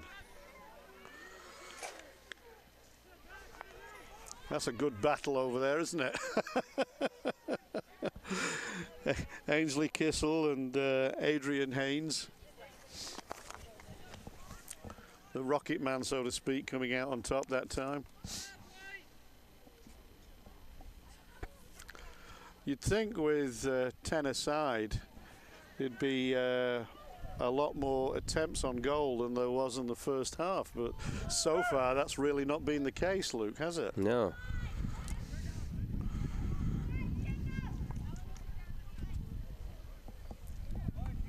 It's one of those games that's hard to focus on what we're doing because you just want to watch. What's going on? Yeah, we have a soccer game, then we got all in wrestling, maybe a bit of boxing. 22-23 to go in the game.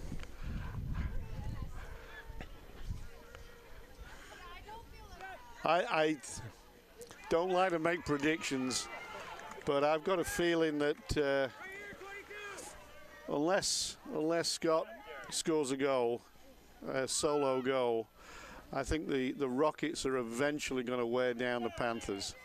Of course, that means we're going to lose 3-0 now, of course, now I've said that. But I think the overall physicality, the strength of the Rockets in Jacob Southwick and James Whalen and the running of Alex Loos is starting to really kind of get a grip. I mean, what a strong header that was by Peyton Bass. Whoa.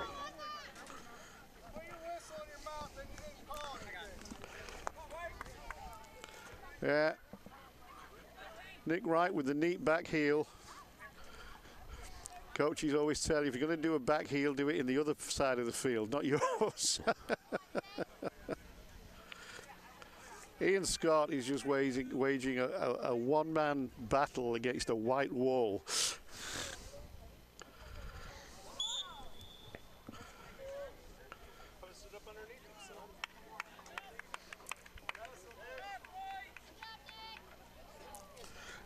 I thought Ian Scott was a little unlucky there.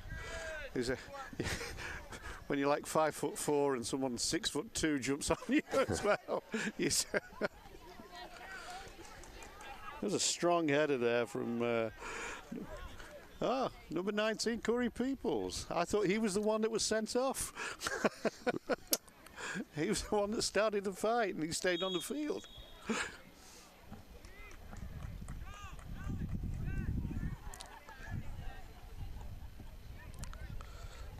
Approaching the 20-minute mark here. Halfway through the second half.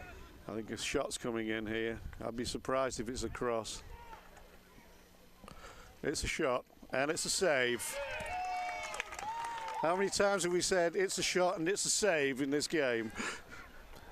Quite a few, and again, Gary, you've been saying this, the pressure's not getting to these goalies at all. No, I mean,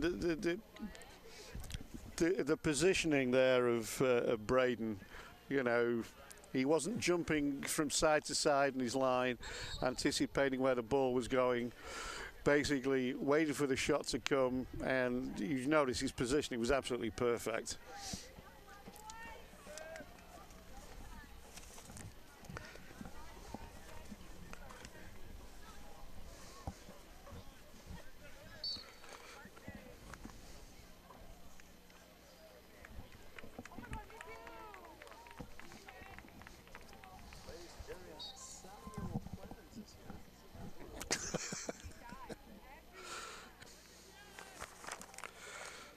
Nice turn by Alex, but ball rolls out of play harmlessly.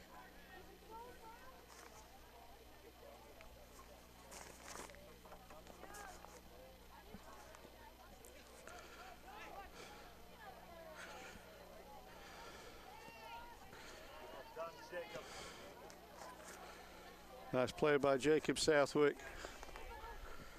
Oh, good tackle. Good tackle. A strong run by Nelson Griffin. Eventually picked up by James Whalen. Nice punt, nice chip forward. Nelson Griffin to James Whalen. Back to Nelson. Oh no, picked up by Nick. Oh. That was a good take by Ethan Roberts. And here goes Danger Man. What a battle these two are having. Southwick and Scott. Nice back heel. And excellent defense there by Adrian Haynes, who came back to help. Another shot coming in and another save.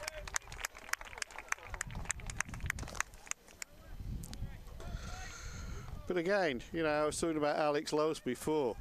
We saw a couple of instances with Ian Scott there from the Panthers. And, you know, he was running against Jacob Southwick, and Jacob was not taking any prisoners. But did Ian complain? No.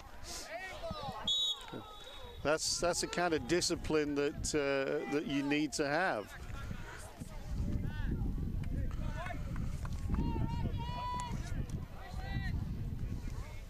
I was impressed with the line game there. I mean, they really did a nice job not letting that ball go out.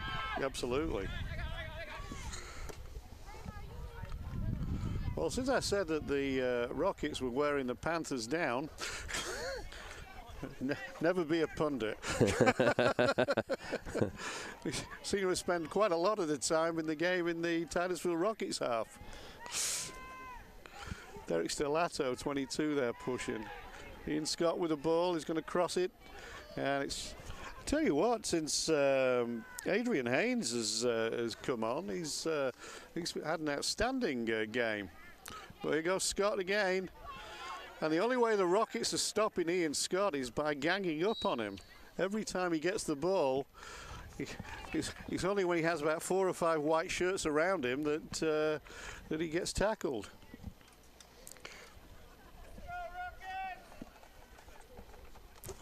Nelson Griffin with the ball. Going for the big boot. And it is a big boot.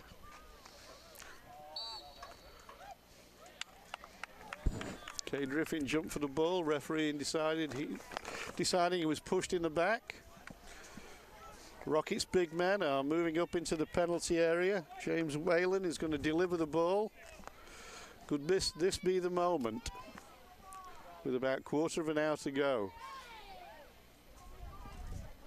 Nice ball in. Good header. Oh! Flash past the post.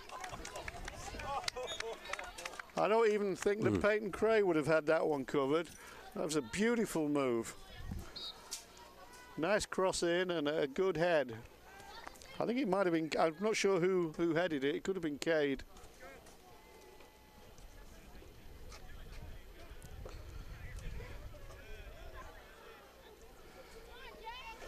That's the closest the Rockets have come since they hit the post earlier in the half. Nice probing ball there from James. Nice job, Nick. Nick Wright does seem to like these back heels.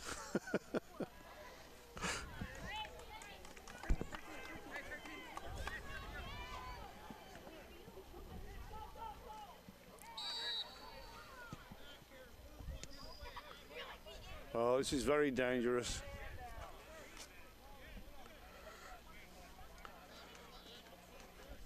Free kick for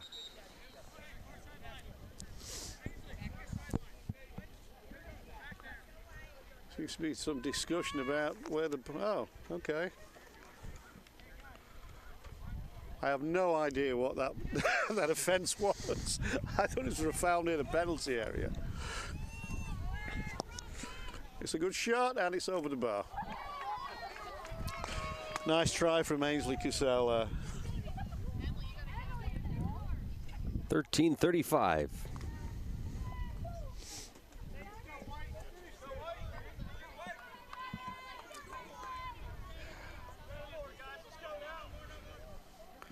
I have to say the Rocket uniforms are a big improvement on what the Titusville Rocket soccer uniforms used to be. I don't know if you remember, they were kind of white with brown splotches on them. The boys used to think that they looked like a herd of cows out on the field.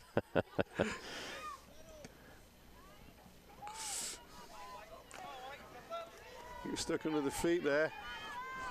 Good shot there, good attempt there by Derek Stellato. But in the end, it was noticeably a little bit of a tired effort. Well, you kind of brought this up, Gary, but this might come down to just one little mistake today. Well, that's what I said earlier. You know, I think it might just come down to a defensive mistake, or just like that one. Yeah. But like I say, I think it's either going to come down to a touch of skill from Ian Scott for the Panthers, or Rockets' interplay and physicality up front. And as I've already said, that my money's on the Rockets basically scoring the winner. I'll stick with that.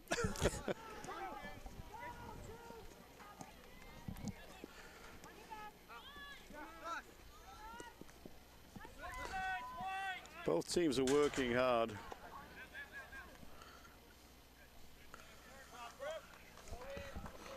Yeah, Nelson Griffin is having a very effective game at the back there. Been spending a lot of time up this way. Yeah, Gary. it certainly has. It certainly has. I don't know if Titus is playing a part. Nice cross, nice header. And good defensive play. Go, Peyton. Go, Pete. Well, I just said that Nelson was being effective. He just proved it right there. Yeah. With that stop on the shot. That's a white. That's white. How do you miss all these calls? Good ball.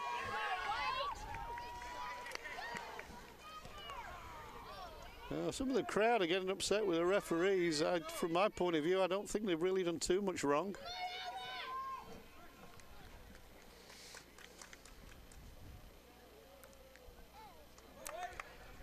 But then again, when does the crowd not get upset with the referee?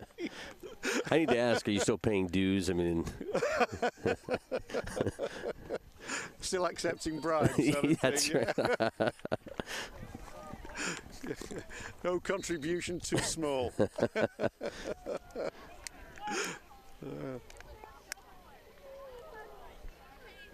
aren't rowing the same canoe. It's a strange game. I mean,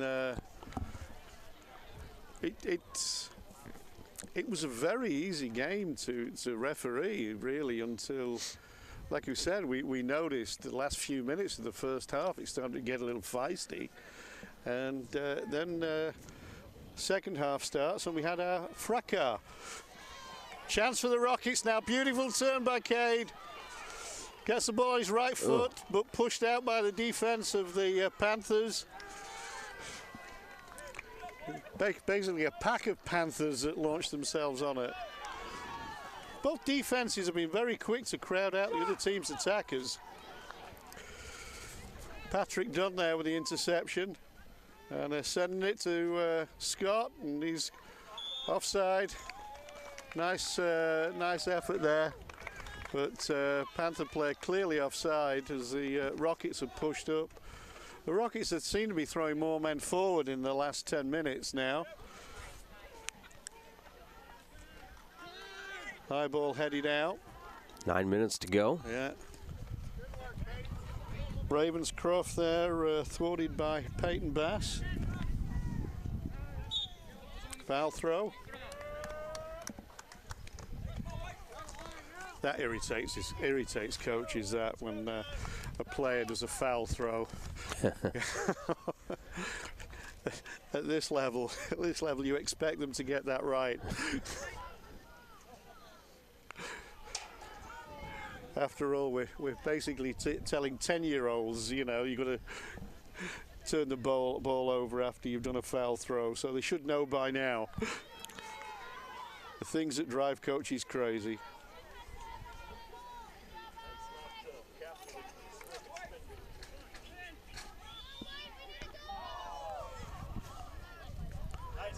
Approaching the 8-minute mark. I have to say, I'm a little bit surprised. I thought that each team going down to 10 men would have affected the Panthers more than the Rockets, but I don't actually think that's turning out to be the case.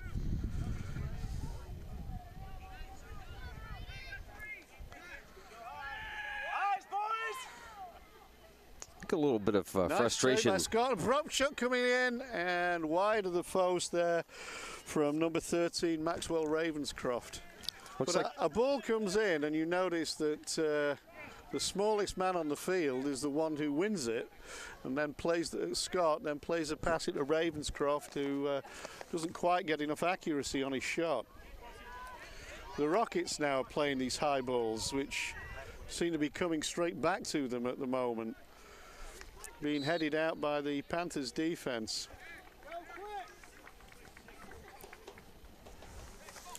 looks like the frustration is hitting Titusville harder than Saegertown. I believe you're calling that correctly. I do think that you know, going down to 10 men has really affected the Rockets' rhythm that was exemplified in the first half. That they've not really got back to any of those intricate passing movements and midfield play that we were seeing so much of in the first half. And they've been hitting long balls, which have been easily dealt with by the Panthers defense. There's been a lot of headers out by the Panthers defense in this half. 6:20 to go in the game. Waiting for the crowd to start chanting, "All we are saying is give us a goal." If you need to leave to go and start that, Well, we have a musician next to us. Yeah. He's much more qualified, Mr. Thompson. The only trouble with musicians is they only sing when they get paid, though, and on our budget, I don't think. Yeah.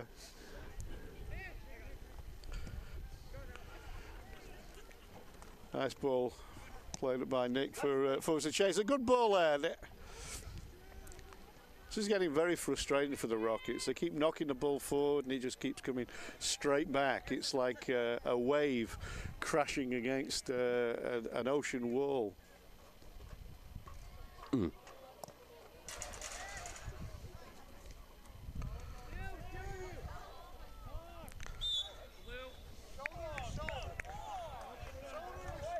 Well, there's an example of the frustration getting to Titusville. I think Alex was a little unlucky there. Personally, I thought he'd won the ball fairly. Referee decides otherwise, but things are getting a little ragged. Yeah.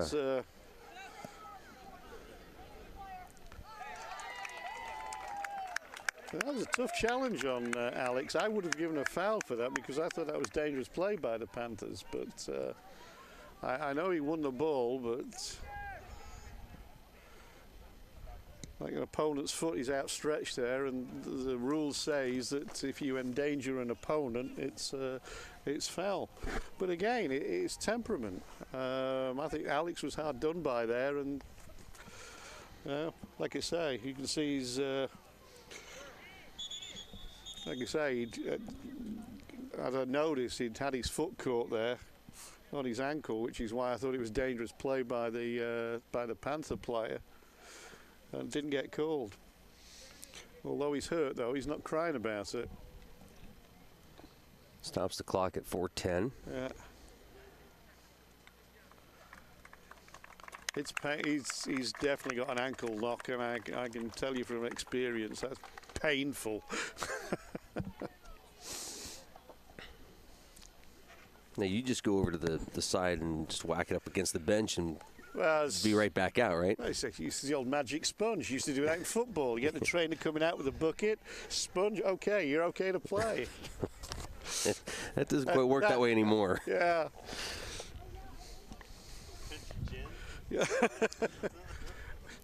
I mean, there's stories of football players here, and this is everywhere. But of course, they'd get hit pretty hard, right? Next thing they know, they're at home and they have no idea how they got there. Yeah, I've had nights like that. Only, except you weren't playing a sport. It's going out to children, so we'll ignore But let me ask you on a serious note, with talk of concussions today, soccer is obviously a sport where you can use your head. Yeah, it surprised me, but there are now reports of older soccer players having the same sort of brain damage, ECT, that they're finding in football players. Now, some of these older players used to. I mean, the balls were different in the old days as well. I mean, they were leather, and once they got wet, they'd soak it up. But it is a cause for concern, I believe. Will you see changes at this level down the road, or? Well, I don't know. It's really one for the medical people. Nice turn. I mean, in the rec soccer now, we don't allow the children to head the ball. Is it all age groups or? I think up till our knee-high league. Up to knee-high league, yeah. 2:30 to go in this game. What a match, though. I think that was Brandon's dive for the ESPN highlight reel there. I think he knew it was going wide, but I thought, oh well, it's a little bit cold. I'll dive for it anyway to keep warm. The game's definitely become ragged in the latter stages. I'd be surprised if we see a goal now. Well, here I am about to be surprised. But no.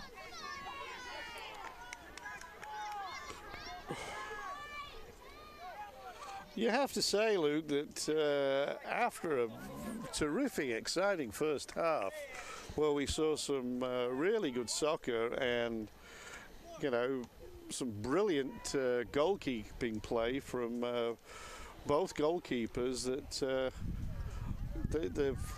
the fight has literally knocked the stuffing out of this game. Yeah, it has. And that came about 7 minutes into this second half. It did, and that's unfortunate. And now we're about to... Nice play. Peyton Bass has done an outstanding job, though. I mean, we've seen some really good individual performances. And Peyton Bass came on in the first half. So we've had one of Titusville star players down, Alex Loss, and now we've got Saegertown star player down, Ian Scott. Clock stuck. Like I say, I mean, both of these players have both taken a little bit of a buffeting, and they just get up and get on with it, and that's really how it should be. 56 seconds to go in the game. I'm going to predict a 0-0 now. We can go back and change that.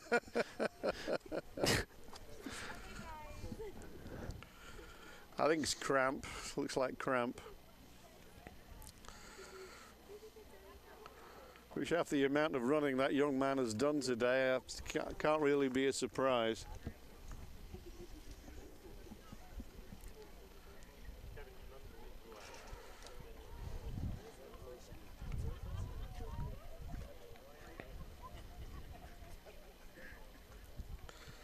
There's a phrase that's used in to describe certain soccer games.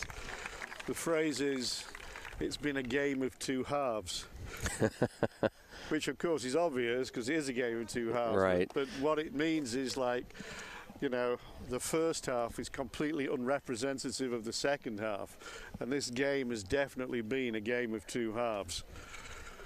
You know, we saw almost like it was the best at times. It was the worst. It was at times. I mean, we really did see a wonderful spectacle in the first half, and you have to say that overall the second half has definitely been somewhat of a letdown.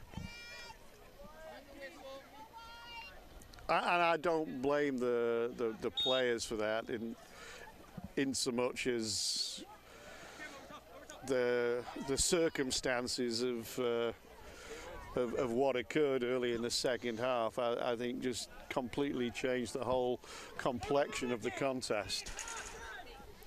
It was a great shame.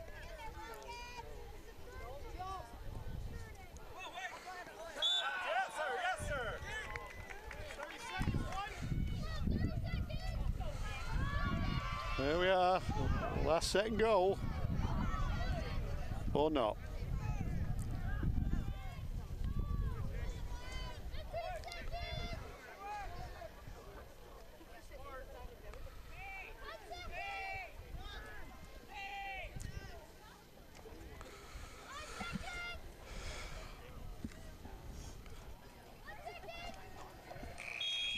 And that was an unfortunate, tired, ragged end to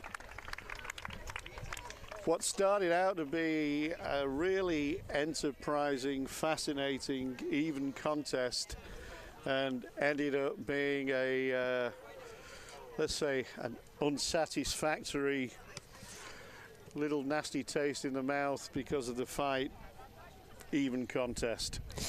Well, let's take a quick timeout. Actually, they're going to go into OT, but let's take a quick timeout and we'll come back and we'll discuss that. Yeah, so we'll discuss that here in just a moment. This is Titusville Rockets Soccer. We'll be right back.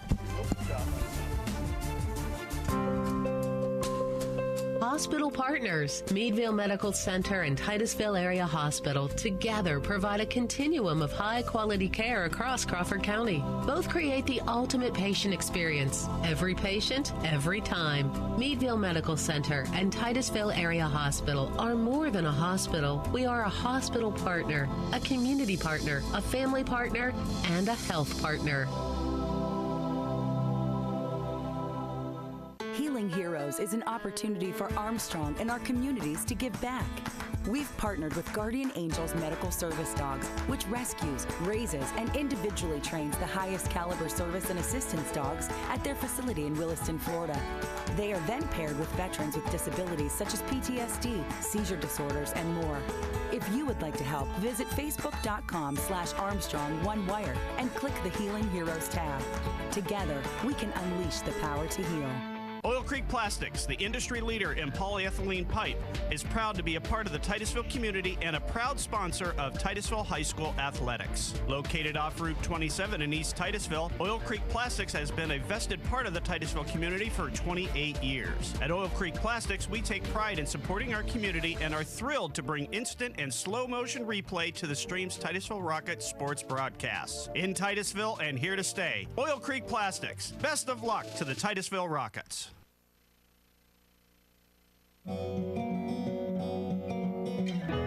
You could be my love, even if the sky is falling down. I know that we'll be safe and sound.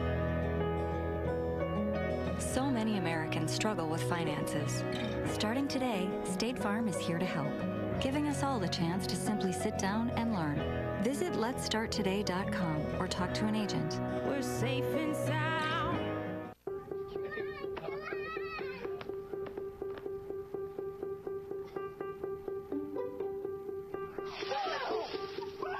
We got you. Sometimes a project becomes more than just checking off your to-do list. Behind every project is a true value, with locations in Titusville and in Franklin. And welcome back, and what we're going to do is do a 10-minute OT, Gary. Well, yeah, I didn't call the end of the game as I thought. Find it amusing, though, to look at the scoreboard where it says 3:30. Yes, and on ours, it's going to say final because we don't have a OT for there. So it'll say final on the on our score there, but it's not. Yeah, I'm sure the kids' math teachers would be amused to see that.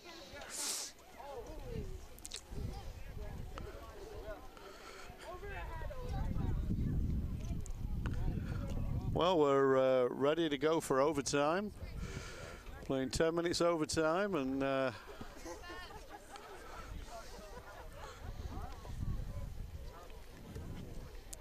let's just hope that the rest, the 10-minute break that they've had since the end of normal time has kind of settled the players down, and that. Ooh, just wide. That was definitely a settled down play. Settled the players down a little bit, so they're going to play a little bit more constructive soccer than we saw towards the end of the second half. And they're keeping the same sides that they had here in the second. Yeah.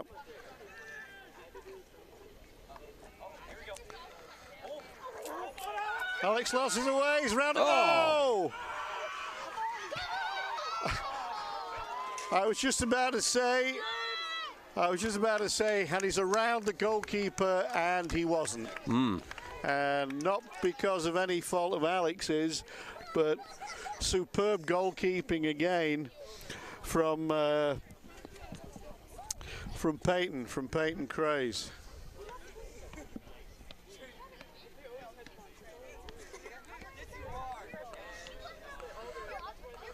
And if I'm not mistaken, that's the first time he's really been called upon since the first half.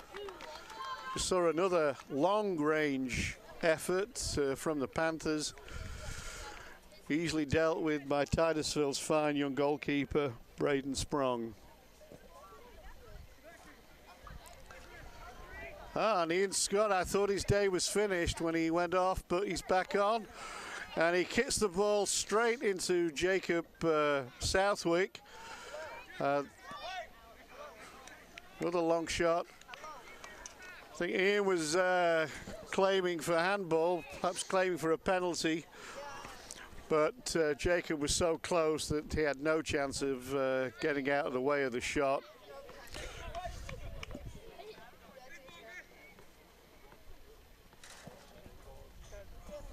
Nice boot.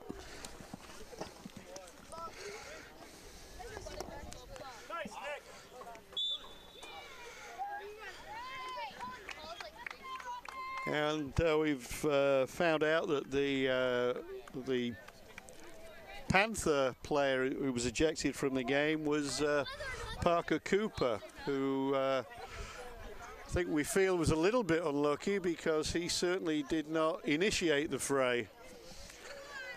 And we think that he was actually trying to interfere to prevent any more violence from occurring.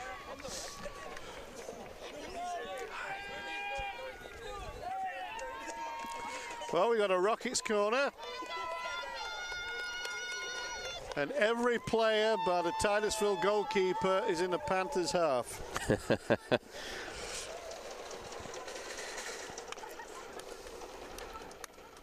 Low-driven cross, and we'll get to do it all over again. James Whalen is kind of varying his corner kicks at the moment. Some are low and some are high. There's a high one. It's gone.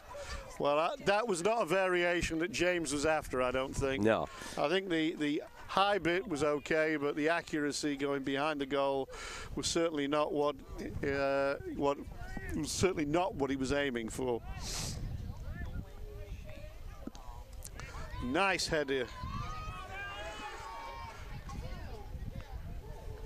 Alex Loss recovering from his loss. Nice shoulder charge. So we used to call that a shoulder charge in the old days. Yeah. That was when you kind of put your shoulder next to the other player's shoulder and leaned in. That used to be legal. Not now? Well, obviously not. Not from the referee's point of view. But Alex's ankle obviously is not bothering him that much because he kind of ran like a hare to try and catch that ball then.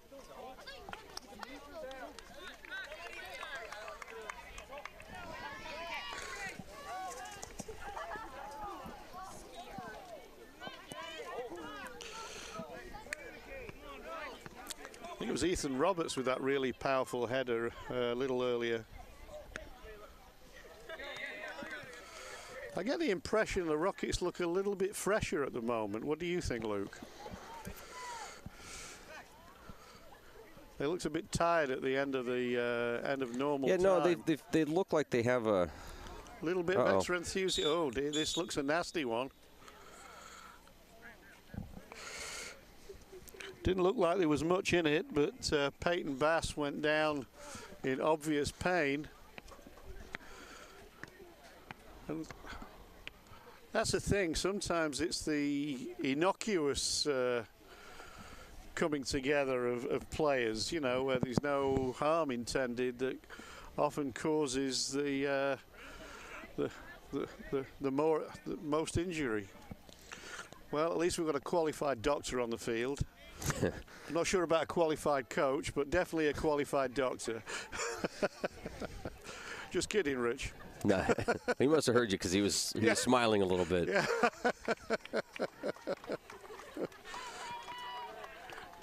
Rich coming out in a sympathetic hop.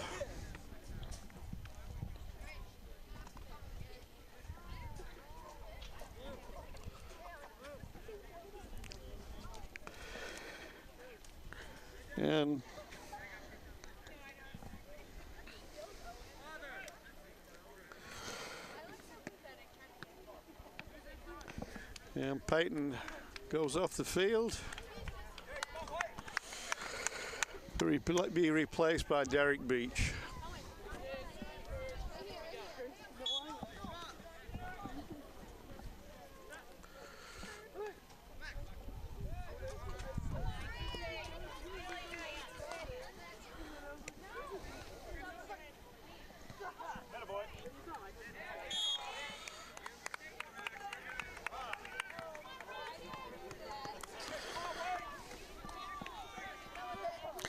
Yeah, Maxwell a little lucky there with the handball. It kind of bounced up into his outstretched arm.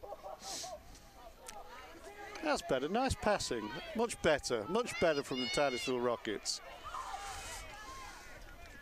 That's more of what we were used to seeing earlier on in the game. Yeah, spreading the field, getting out to the wings. Speaking of wings, there's a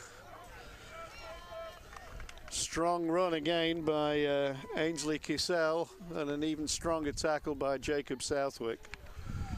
343. 3 on 3. Yeah. Number 3 Kissel, number 3 Southwick. Jacob again wins the ball. And unfortunately, a little bit back and forth right now. Nice ball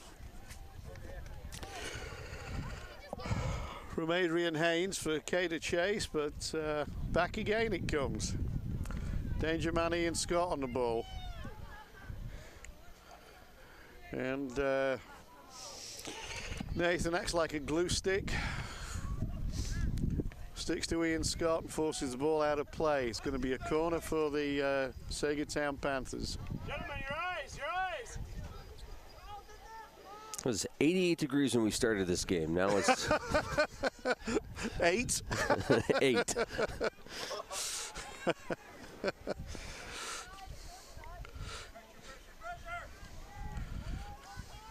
Nice run by Scott. Nice tackle by Adrian.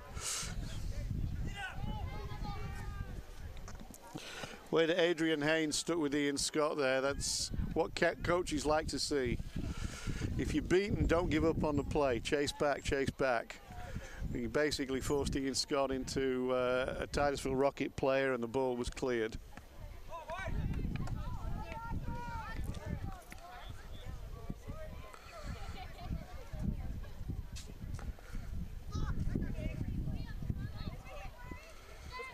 Alex Loss.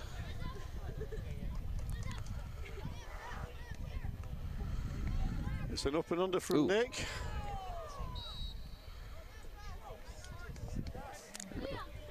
Didn't give dangerous play there because Nick moved his head forward. Oh, it's a long ball. Yeah. Defensive wall there of Southwick and Griffin doing their job. As the Panthers try to release Ian Scott. I don't think there's a drop of sweat on either of these keepers, Gary. They've just been cool and collected today, you know. Calmness personified. Yeah, and there's a...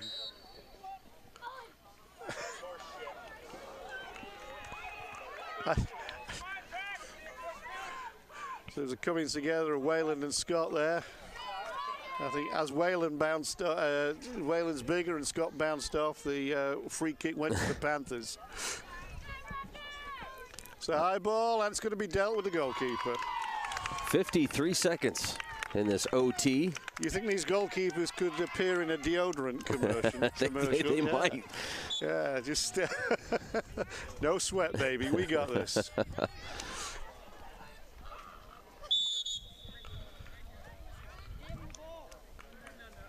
And the referee's getting his card out.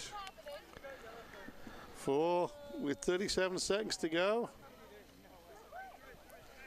He's given a yellow card to Alex Loss.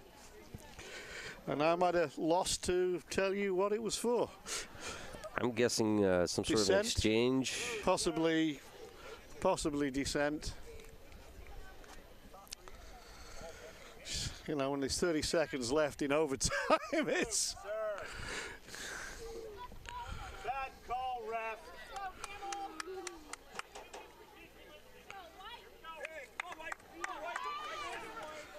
37 seconds.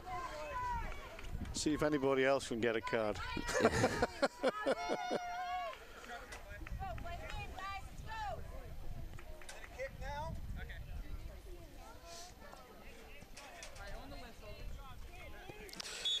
Maxwell Ravenscroft with a throw, which might be one of the last acts of the game.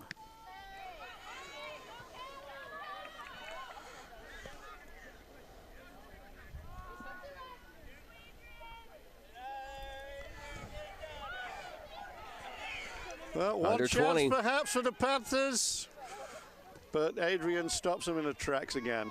Whoa, good tackle. Well, there might be another yellow card.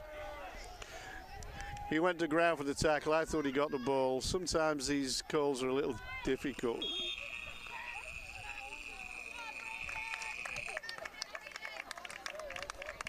Well, we're back where we started.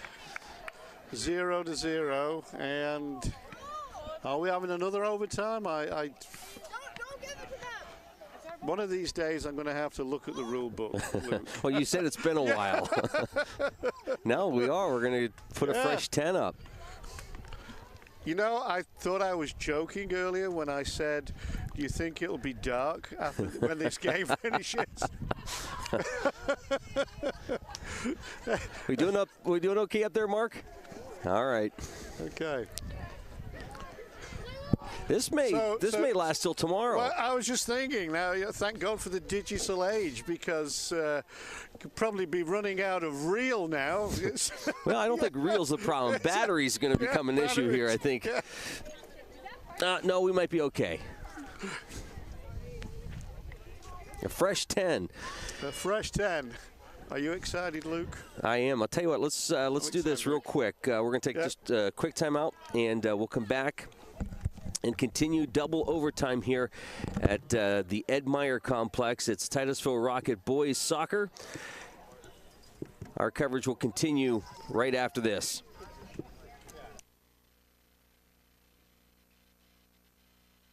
Whether you're a hunter, sports shooter, or collector, you'll want to come in and check out the all-new Wagner's Gun Tech. Wagner's Gun Tech is now open on State Highway 27 in Titusville, carrying a great selection of quality guns, ammunition, gun safes, and more. Wagner's Gun Tech is buying, selling, and trading firearms. They also offer expert gun repair and appraisal, and coming soon, professional gunsmithing. Wagner's friendly, knowledgeable staff will be happy to help you find just what you're looking for. Call them at 775-0688, or better yet, stop into Wagner's Gun Tech, Route 27, Titusville.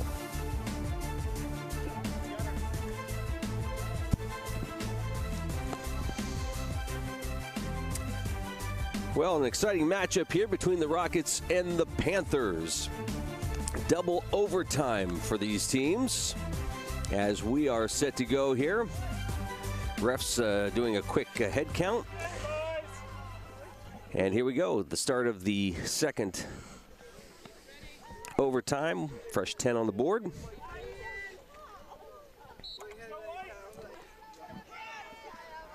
And the light is starting to dim.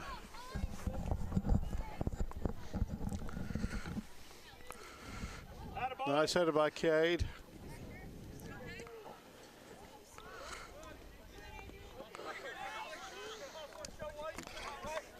Tempo's picked up a little bit here, Gary. It has a little bit, yeah. I have to say that Adrian Haynes kind of putting in an Energizer Bunny type of performance. Yeah. The chance of a goal. Oh!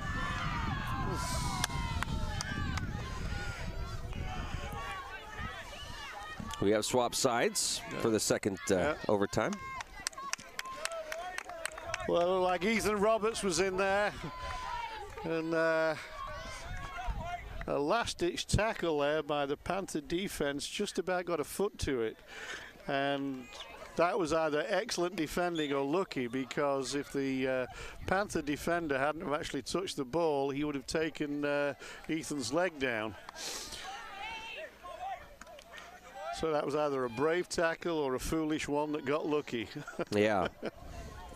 Cade's going to have to be careful because I think he's on the ref's radar. I think a few of these players are. We're playing double overtime. The players are tired, they're frustrated. What I like to term lazy tackles are going in. We saw at the end of the second overtime, or late in the game, you know, a couple of injuries. Nice ball. Oh. And well, Craze was ready, but he didn't need to be because his defense bailed him out. Not that he needed bailing out.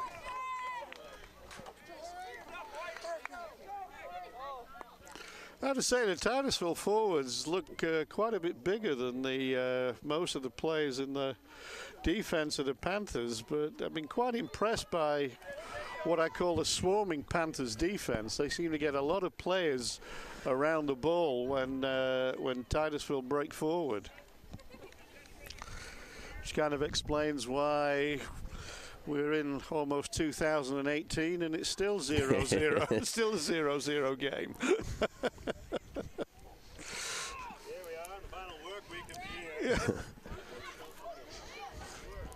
So if we go, I would like to spend Thanksgiving with my family if you don't mind. This is great and all. Yeah. So if we go into another overtime, can we get somebody to go get pizza or something? I don't know about the players, but I think I'm getting cramp at the moment. Yeah.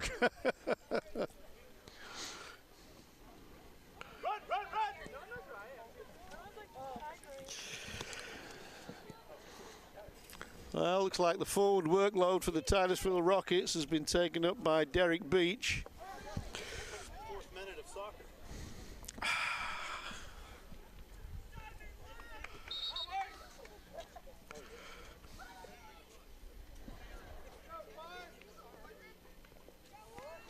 So now what would you call this? A tale of what?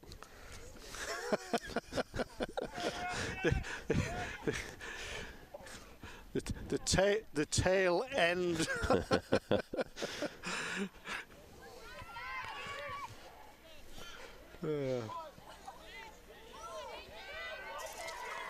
Nice run by Adrian. He's going to run through the middle. Good pass to the wing. Nice interplay by the Rockets.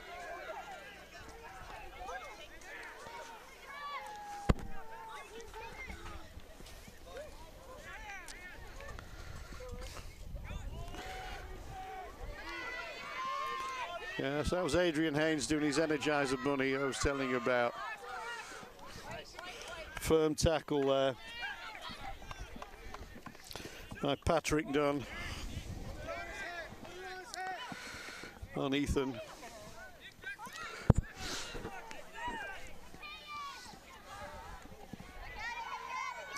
Nick gonna shoot. Yeah, Nick is gonna shoot, but it's high and wide. Nick Wright seems to have pulled a muscle there. The old hammy.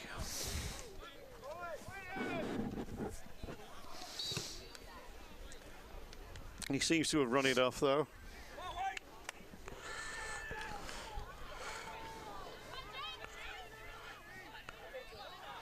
Ainsley's in at well shielded again. Adrian Haynes is full of running. I mean, 1 minute is at one end of the field and the next he's helping out his defense.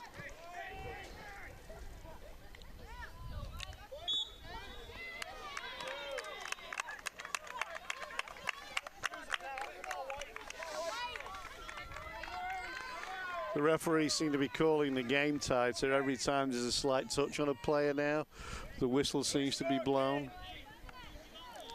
Which I suppose is a way of trying to wrestle control back to the game, because, as we said, it has been a bit ragged. That'll be the goalkeepers. Yeah. I almost sounded bored then, Luke. You know, it's like, oh, well, I know who's going to get this, yeah. You know. I think in that case, of course we're not. It's just again a reflection on just what an excellent goalkeeping performance we've seen at both ends of the field.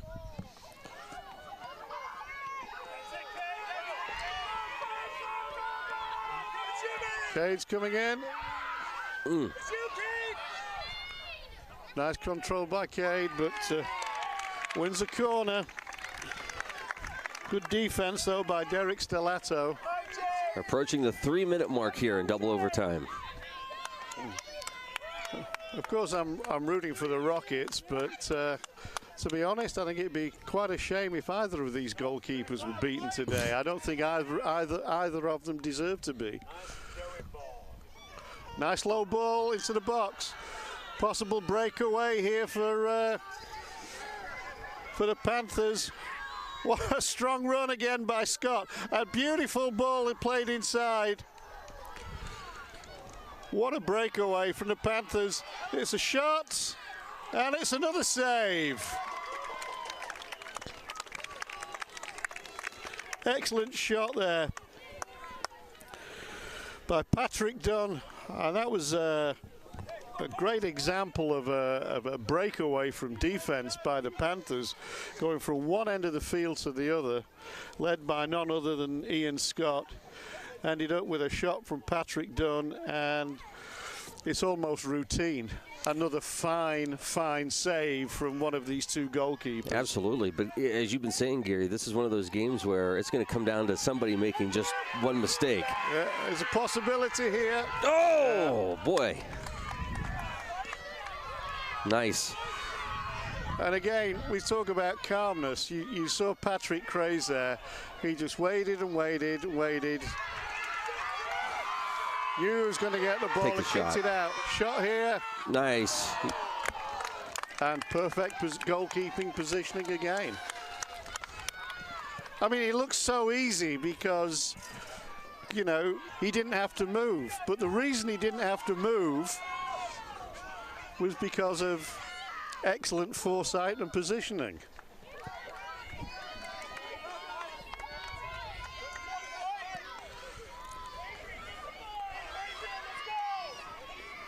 It was Ainsley Kissell again, who's had a really sterling game for the Saegertown Panthers. Under a minute here in the second overtime.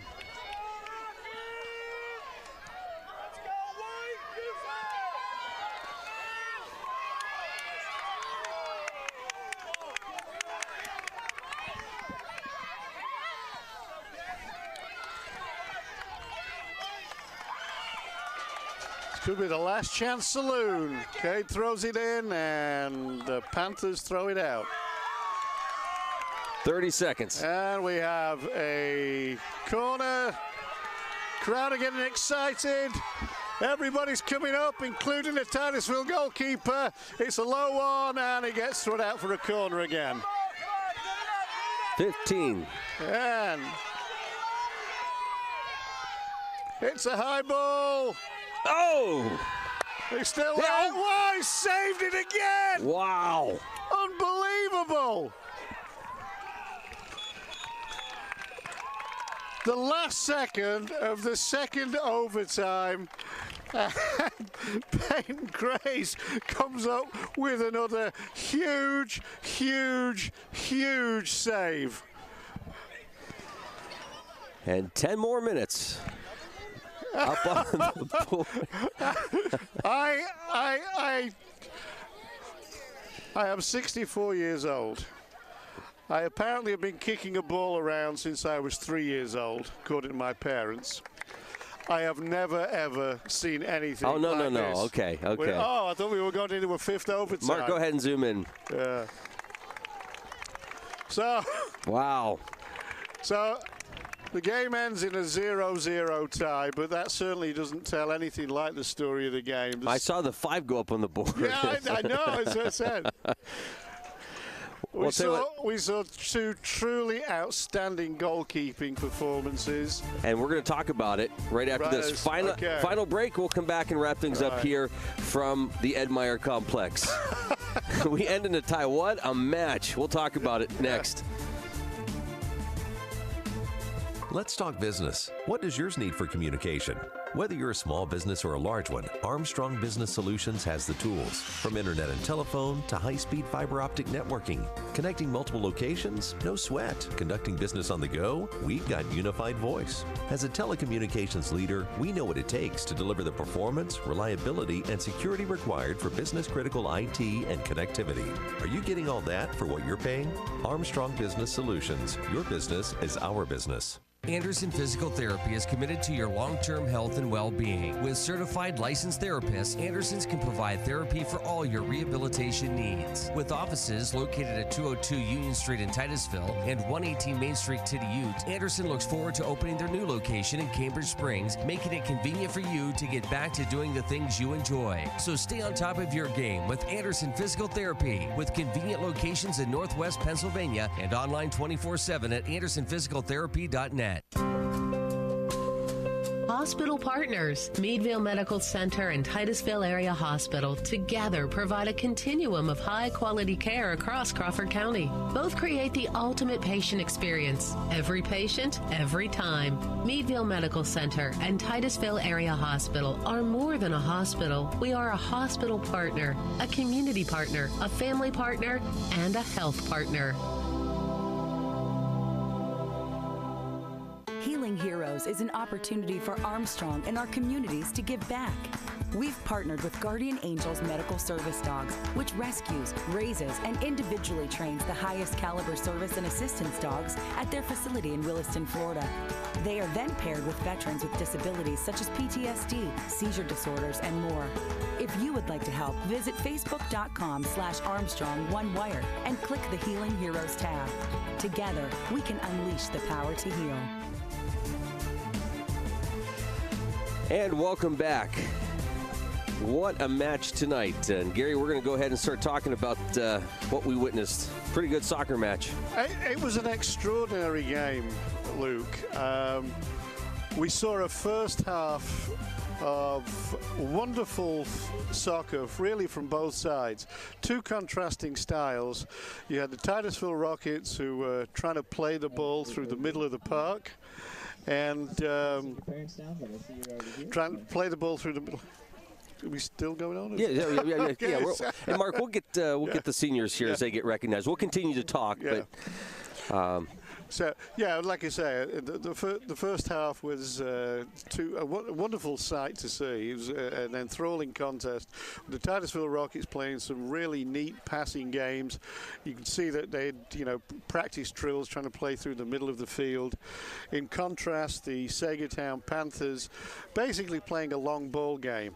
Strong defense and playing high balls out of defense for their center forward to chase, which wasn't too successful, but certainly much more successful was playing the ball to their wingers, Ainsley Kissel and Ian Scott, who was the outstanding outfield player for the Saegertown Panthers for me. And Scott had some absolutely tremendous long-range shots, which were superbly saved by Braden Sprong in the Titusville goal. And on the other hand, we saw some amazing saves, equally wonderful performance from the goalkeeper of the Saegertown Panthers. That was Peyton Craze, who I have to say at this level must be one of the best high school goalkeepers that I've come across.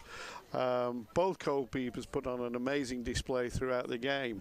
But having watched the first half, and we were kind of noting just in the last couple of minutes of the first half that tempers seemed to be getting a little bit frayed. And that came to a head in the second half, in what to us appeared to be sort of a fairly innocuous coming together of two players, flared up into something like a 7, 8, 9, 10 player. Well, wasn't exactly fisticuffs, but it could have turned quite nasty. People holding each other, pushing. I think there were a couple of punches thrown, which ended up in the after a very long stoppage and discussion by the referees of a Titusville Rocket being ejected. That was Luke Platt, number 10, and from the and Parker Cooper from the Panthers. And the ironic thing was that the guy who started it all through the first punch stayed on the field. And that was only 7 minutes into the second half, and the game then continued to descend really into a rather ragged, rough, not very pleasant spectacle to watch. Speak for yourself. I enjoyed it. Well, it's true, but I think we all enjoy a good fight, but rather in a boxing ring or maybe on the wrestling mat. And the players' concentration just seemed to go. It was a much different scenario. Yeah, the flowing football that we'd seen from the Rockets just disintegrated. Really, there was very little midfield play.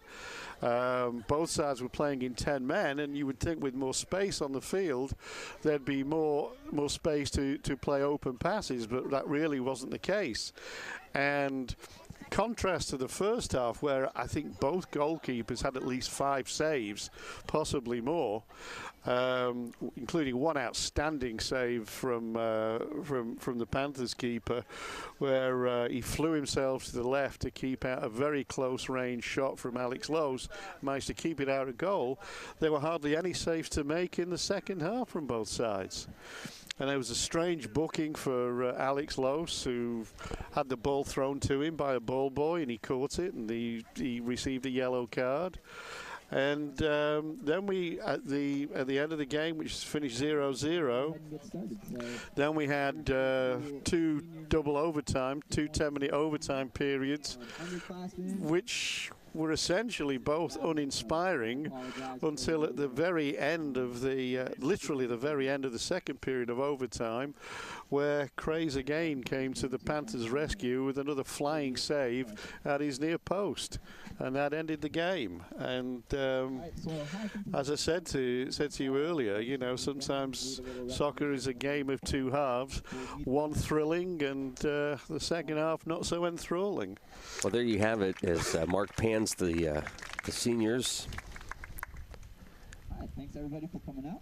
It's been a lot of fun. One more time. And I think it's representative of the fine soccer program that we have in Titusville now, both in men's and women's soccer. Absolutely. And, you know, Gary, you look at these kids and think, wow, it's fun watching them out there on the soccer field. It's fun watching them go through life, but you got to be proud that these folks are going to be going out in the world and representing us and their families and their community. Absolutely, absolutely. And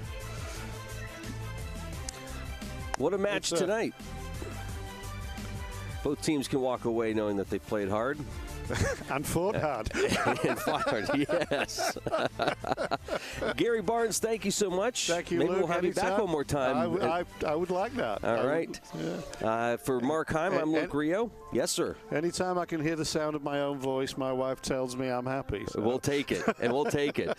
Rocket Soccer this season is brought to you by these great sponsors: State Farm Insurance, by Bayless Fuel Service, by Oil Creek Plastics, by Interstate Pipe and Supply, by Larry's Auto Service, by True Value Hardware, by Anderson Physical Therapy, by Armstrong, by the Gordon B. Garrett Funeral Home, by the Titusville Dairy Products Company, by Joe Taylor Ford, by Farmers National Bank, by the Meadville Medical Center, Titusville Area Hospital, by the Blue Canoe Brewery, by the Titusville Moose Family Center, by the Barking Lot, by Wagner's Gun Tech, by the Oil Country Federal Credit Union, by Corky's Pizza and Subs, by Family Video, and by the Titusville Beverage.